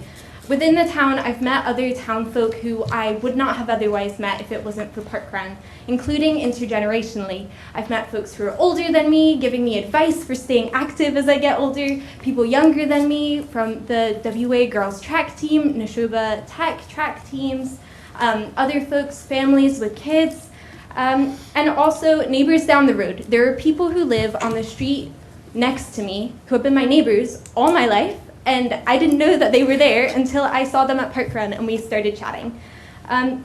Also, my friends in town really appreciate having an activity that, although it's family friendly, isn't just for families and kids, because we're kind of at that age where we're adults, but we don't have kids. And also, we're learning about other people our age through going to Park Run who have also come back to town after college who we didn't even know were back here, so we're bringing them into our loop. I'd say there's kind of a core group of regulars from Westford and then a rotation of, I guess you would call them tourists, but it's kind of funny because a lot of them have connections to town. Some of them come back for weddings, to visit other family here. Some, I think I've spoke to, and they were talking about being interested in moving to Westford and they wanted to get the vibe of the town. But also we do get to meet some people from out of town, and it's honestly so fun that they come here and we get to talk to them about the town, give them our recommendations, tell them what we love about the town.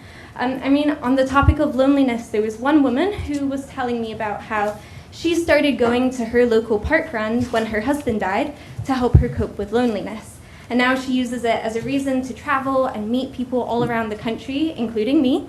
And Park Run kind of enabled that human connection. So I'd say park runners are a self-selected group of good eggs. And then I want to talk a little bit about stewardship of the land. So time in nature, of course, is so good for us.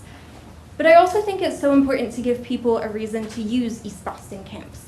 Time in nature, a lot of research shows, helps people and promotes appreciation and pro-environmentalist attitudes. So if we want our fellow townspeople to care about looking after this land, then we should give them a reason to use it.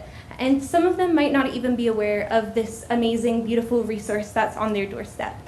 It's a little embarrassing, and my excuse is that I went to Blanchard, not Stony Brook, but I have to admit I did not know there was a path to East Boston camps that was accessible from Stony Brook. And so I think Park Run gives people a reason to enjoy this beautiful resource that we're so lucky to have in our town. And also, I think you guys have a tough job keeping an eye on that land.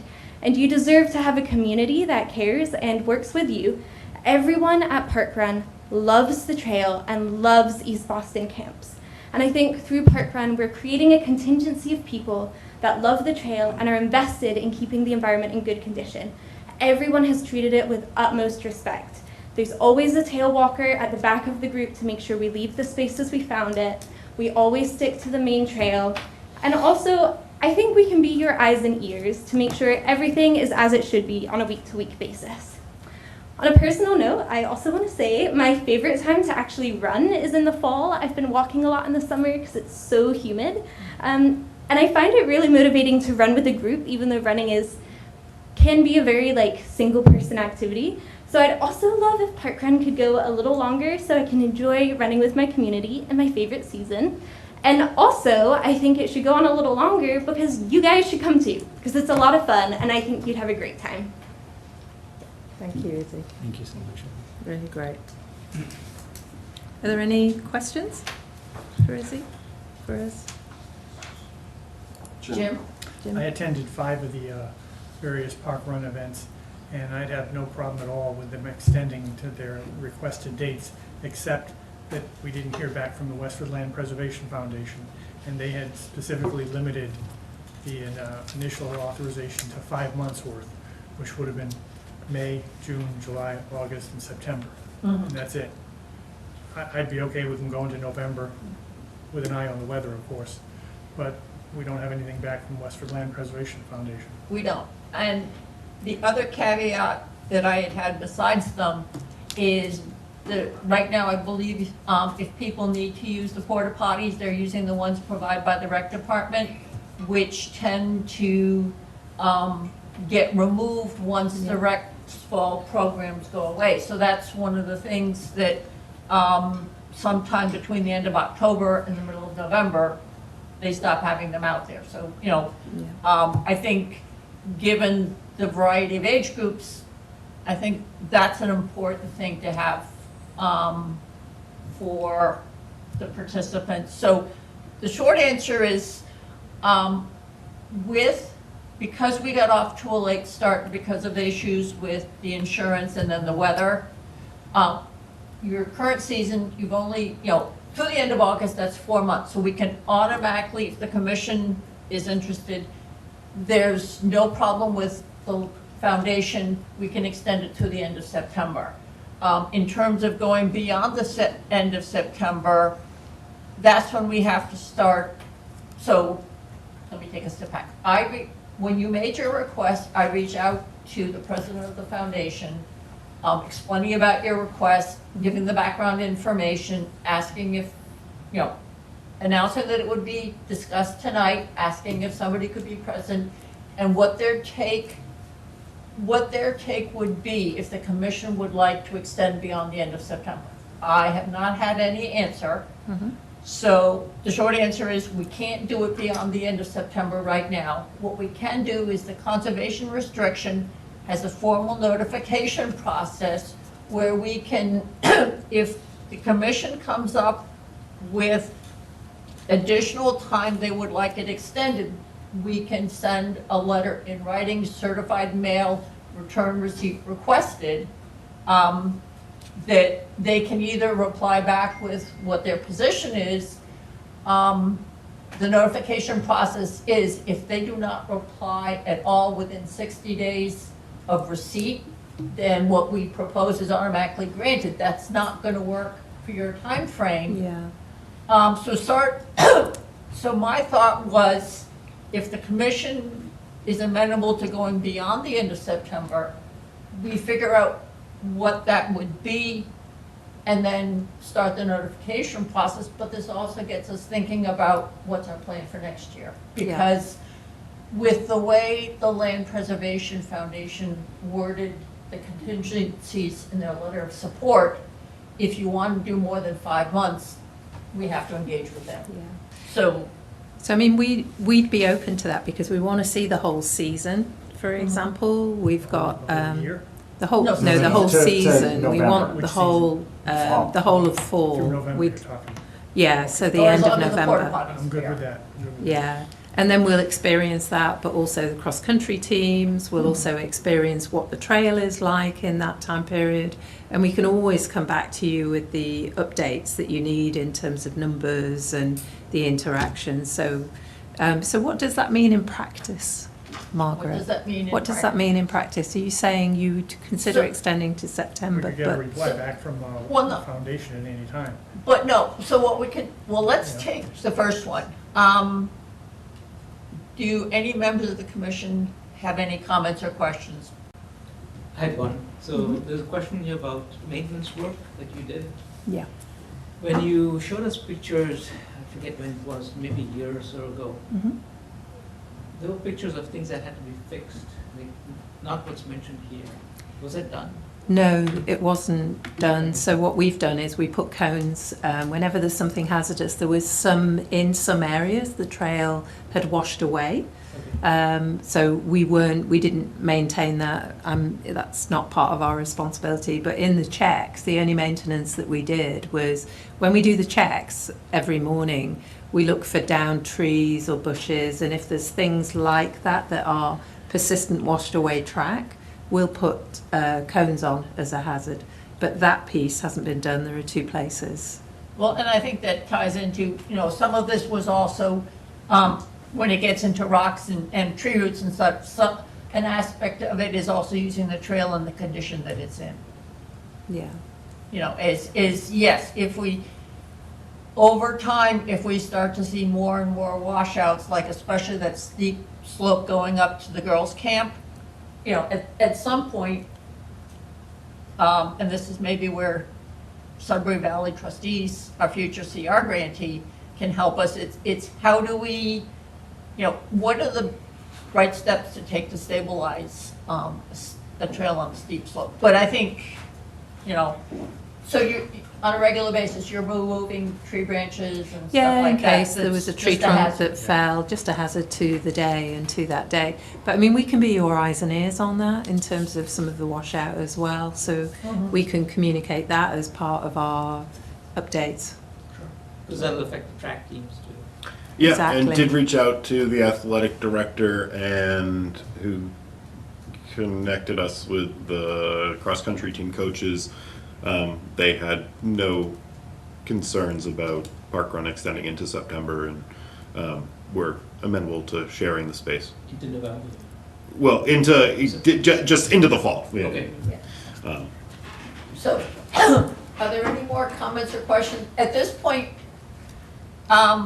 before we get talking about September, are there any more comments or questions from members of the audience? So, because the Land Foundation's contingencies would support an extension through September, what are commissioners, can I have a motion to approve Park Run continuing their season through September 26th? It's the end, I'm gonna go end look of it up. September. The end of September. So moved. Second. All those in favor? Aye. Okay, so that's the easy one.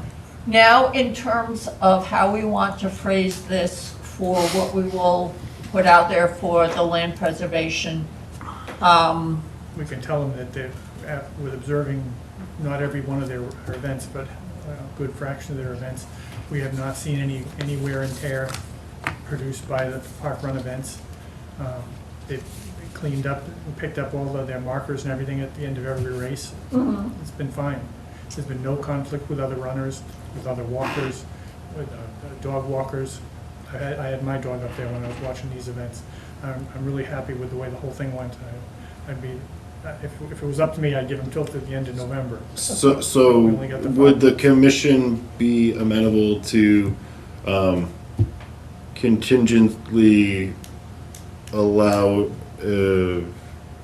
approving a request to extend through the end of November, subject to CR grantee authorization? Yes, and without the authorization, then it only goes till the end of September. Right. Yeah. Fine, that'd be fine. what are I'm really particular about there being a porta potty available for people who've gotten used to using it. That belongs to the school or the rec department? The rec department. Then why are we worried about their?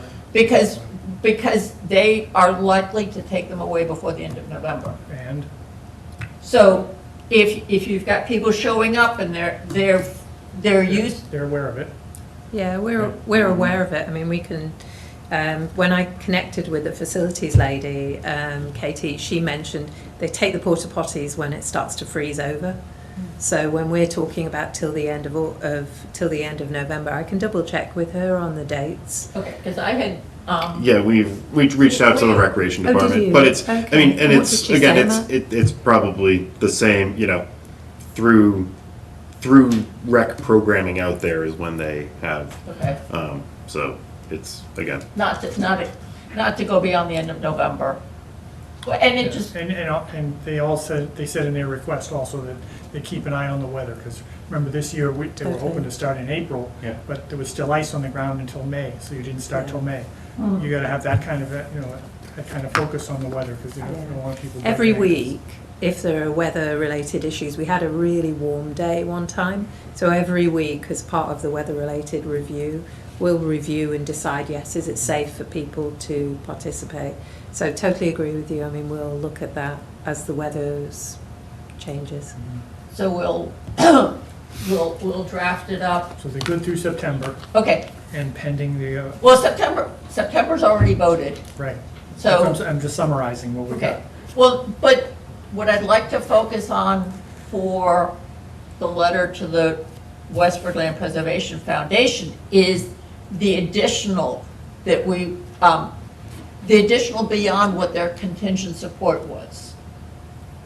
Yep. Yeah, we'd like to go through End of November, provided that, end of November, weather permitting, and, Subject to the approval of the foundation. Well, but also the availability of the recreation, you know, if the rec department says, you know, things are starting to freeze, we're gonna take the porta potties away. What's your perspective? I mean, Are there any, I'm just thinking, you know, in Westford Academy, when you run the track, there are actually also permanent bathrooms. And I'm wondering, what do we offer for the cross-country team? Because they're right into that season. I'm assuming it's access to the, because it's. They're not accessible in the winter. They leave them locked. At the academy? Yeah. Do they? Like on weekends and things. Okay. Do they But live in- also, oh, okay. yeah, cross-country, I think, would be probably using the building during school, during again, that's school hours when more. the building itself would be available. Right, I see, I see. We can just also, they do a great job communicating through Facebook and stuff to the participants. We could just let them know. Just if let them they're- know, If yeah. the bathrooms are starting to close down as the season's closing down, You swing by that there won't JJ's be. first, right? Depending on the What's that? weather. Swing by JJ's first. Yeah, because we go after it. So that's a good So- point, actually, yeah. But We could part let of me people is know also that. thinking, people are there on school department property, if I go on trail crew and sometimes people go behind a tree. And some of it is where this is starting on school department property.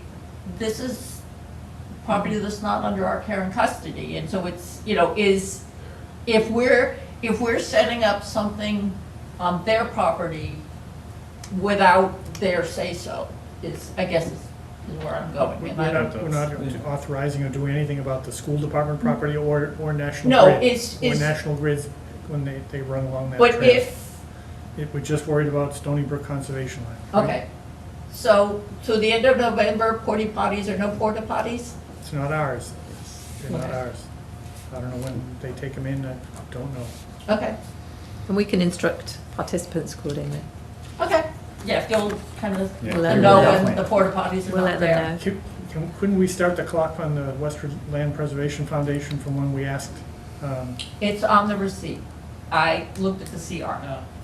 I went to the notification clause and it's like, what's the letters that I have to follow? And it's basically 60 days from the day that they acknowledge receipt of the. Or When do that you they think receive When receipt. do you think you're gonna send it When do you out? think that they'll get that then? When do you think that? Yeah, you'll be when able do Well, you to- think no, they'll if, send I mean, it? so we have, I mean, in terms of, I mean, if we were to draft it, you know, it's sent tomorrow, it gets delivered, you know, Monday. That's your 60-day, you know, that starts the clock. That's all September, that's all of October. It And we might be basically, able to come back at the end of. Come back I mean, in hopefully we hear Yeah. back from them. Yeah. But if we Right, I mean, don't, I think then that's- We can come back. Snag that Yeah. end of October. I think Like it's a a break. opportunity, I think there are opportunities to follow up with the Westford Land Preservation Foundation without going through a formal the formal notification process. Again, it's kind of I would give it another 2 weeks to see if we get a response, you know, if there is a response. So can you- I mean, or we can so notify Matt- them that, you know, the commission is amenable for, you know, through November, weather permitting and subject to their approval. Maybe, you know, and see if they're, you know, they may say, yep, there haven't been, you know, kind of to Jim's point, there haven't been documented issues of erosion, there haven't been conflict, you know, user conflicts, we haven't received reports of okay. untoward activity. So can I have a motion to approve the extension of Park Run through the end of November, weather permitting? Subject to, Subject to the Westford Land Preservation Foundation. Yes. Okay. Well, Yeah, if without that, I can't approve it. okay. Well, it's, And just leave it at that. okay. Yeah. So, I'll second it. All's in favor? Aye. Aye. Okay.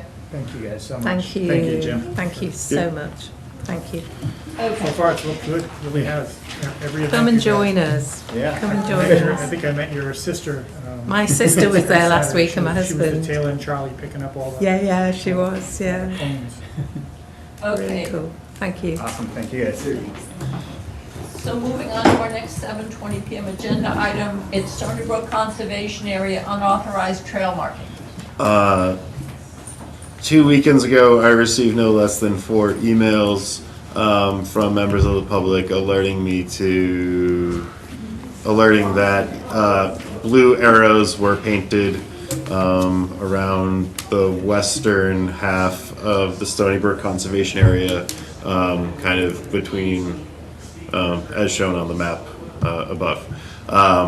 Also, there was some activity on the farmer parcels on the other side of the trolley line, one of which was the commission's land that I later learned.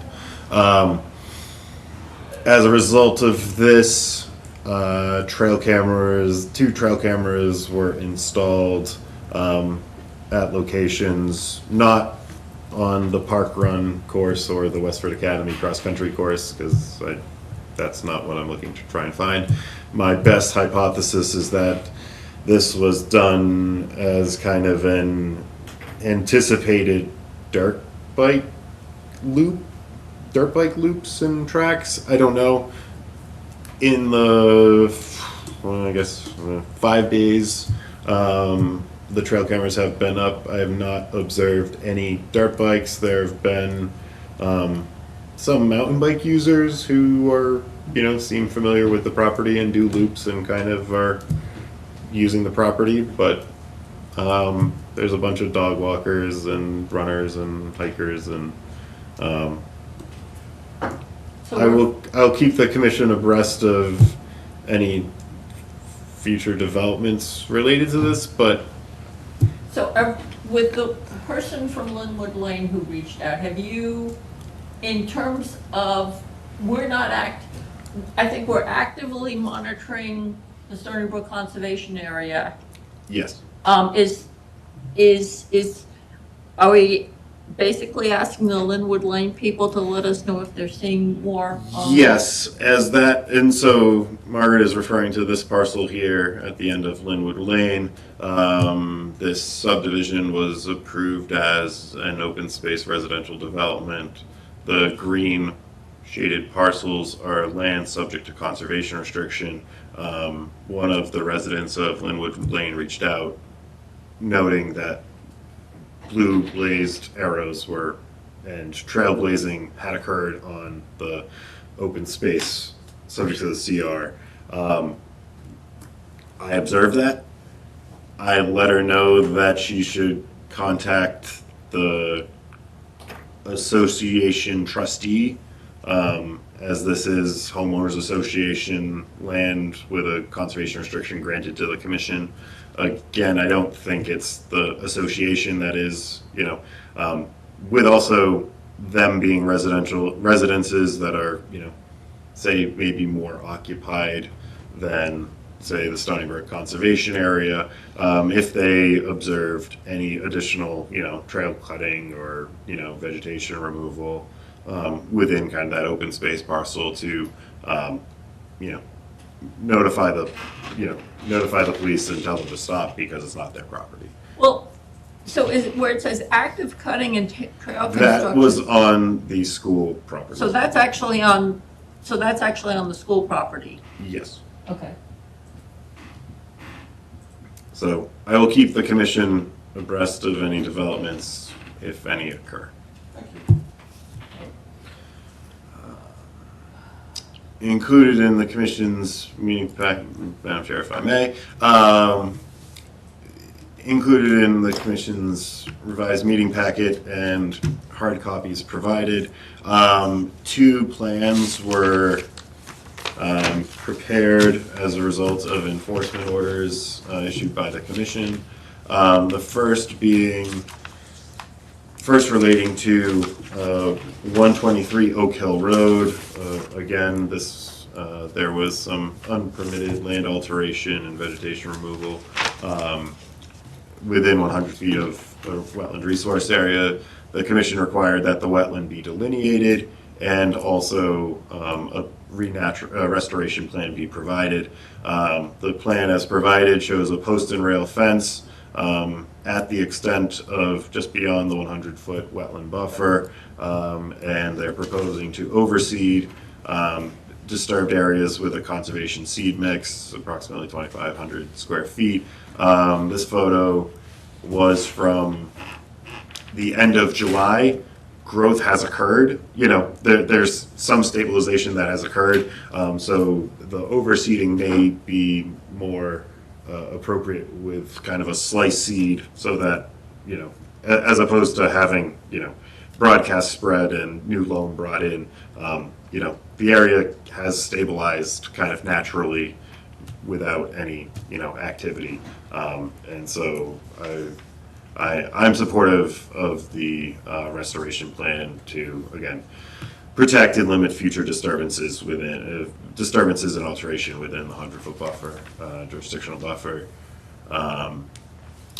The second plan is related to 6 Loon Way. This, the commission may recall, was clearing of the, within the 100-foot vernal pool buffer associated with the Loon Way extension, had occurred, and the portion of the vernal pool buffer on the subject lot was to be renaturalized with a vernal pool, beneficial vernal pool habitat. Again, they note kind of woody debris, leaves, ground cover to establish that, and again, a myriad of native plantings, again, and conservation posts, again, to limit future alteration within the buffer area, the vernal pool buffer. If there are any questions from either members of the commission.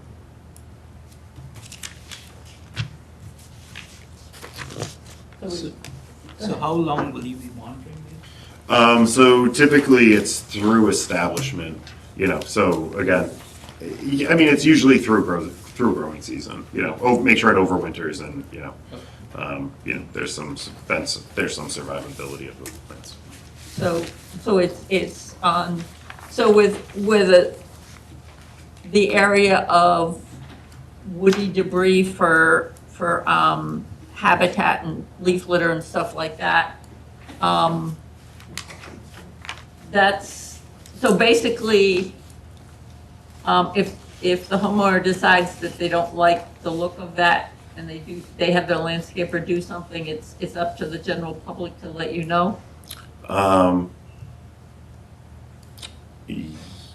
Would be yes. I mean, again, this is also a, well, while a private way, the town of Westford does have property on it, and, you know, I will, especially if it gets to the roadway gets to an improved state, I would be much more inclined to use it as opposed to its current potholes.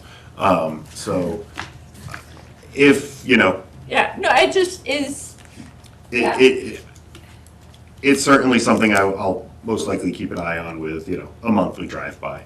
Thankfully, again, it's visible, it's easy to just kind of pass by without, you know, having to go trek in and, you know, disturb. No, I just, you know, what I start to see about people's idea of improving. There's no reporting mechanism, right? Well, I just, I mean, it just, you know, the conservation posts tell you don't do anything beyond here. Right. But yeah, I mean, okay. You can walk along through this. But yeah, okay. So we don't need to, these. No, they were to provide, again, and it just was timely to include in the commission's revised meeting packet, and they provided copies, so I figured I'd give them to y'all. Does this close out those two sites? No, not until they're actually planted. Okay. So this is what they're gonna do. Right, this is what they're gonna do, provide an update to the commission. Okay. We don't really have much of an update. Specifically, on here is 400 Littleton Road, which is Kimball's. I requested they provide, they will be on the commission's next meeting agenda, just in the interest of my own time and capacity. Yeah, They were gonna deliver it at, Friday morning, and I'm like, I'm not scheduling a site visit.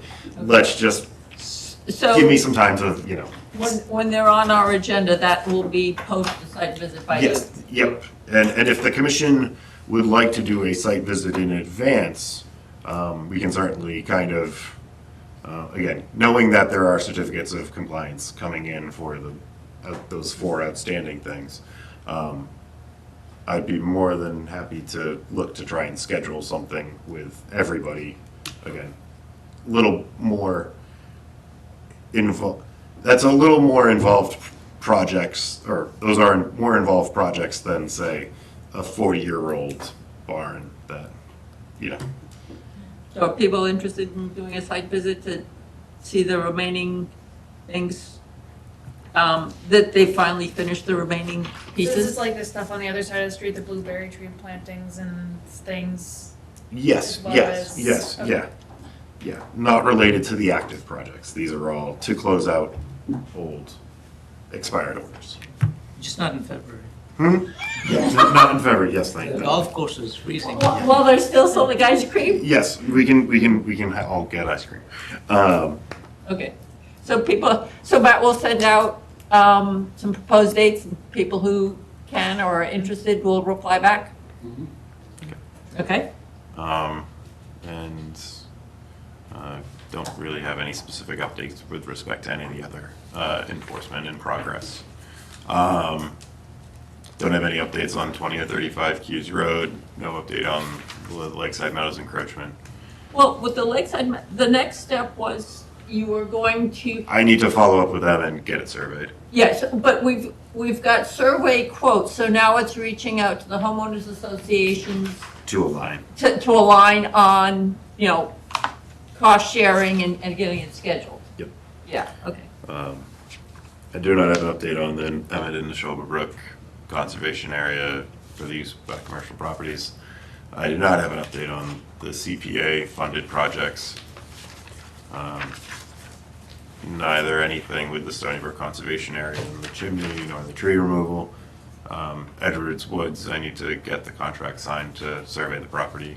Do not have an update on the Summer Village CR. And minutes. Quick question, did we have a ranger or person show up at the? Oh yeah, no, yeah, yeah. Randy's out there. He's Not due. the set schedule, right? No, I mean weekends were encouraged, and I actually ran across him today. I was up at the camp building for something, and he was throwing out. He asked for trash bags and some disposable gloves so he has a little trash grabber, so he's picking up trash as he's going around, just kind of again. So are we seeing less complaints? There was one report of the boathouse one of the doors being open, but then it was closed by the time the caretaker was there. Randy also stopped by, saw that it was closed. I stopped by Monday late afternoon and it seemed fairly securely closed. I don't have an answer for what actually happened. Well, and actually, thinking about the facilities management contract, isn't the caretaker supposed to be giving us some type of a report? Yeah, I'll follow up with them to start to get those Yeah. for Because I think, August is ending, you're right. Yeah, because it's one of those things that, that if not the CAM programs are over, it doesn't really matter, but that the caretaker goes through Friday when the camp programs are out for the week, make sure that they've closed up everything for the weekend. But yeah, it just, one door's closed after horse, less after. Okay. So we're minutes in there, right? Yes. Did we talk about Summer Village already? Summer Village I didn't have any update on. And we're done with the fireworks, that assessment we wanted to do. I mean, we did that previous year, Last year. and I haven't,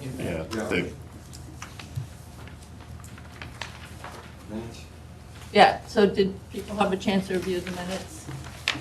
No comments. There might be a typo, like review, request to review and execute. Executive license agreement. maybe? Oh, no, you're right. On page 1, request to review, and it's execute, not executive. Okay, Good catch. Good catch. yep. Execute, executive. Can I have a motion to approve the minutes for June 24th, 2026 as amended? Second. All those in favor? Aye. I was not able to finalize the executive session minutes. We'll get those next week. Or in 2 weeks. Schedule this, upon receipt of the certificates of compliance for 400 Littleton Road, I'll communicate with the commission and look to do a joint site visit, site inspection. So, thank you.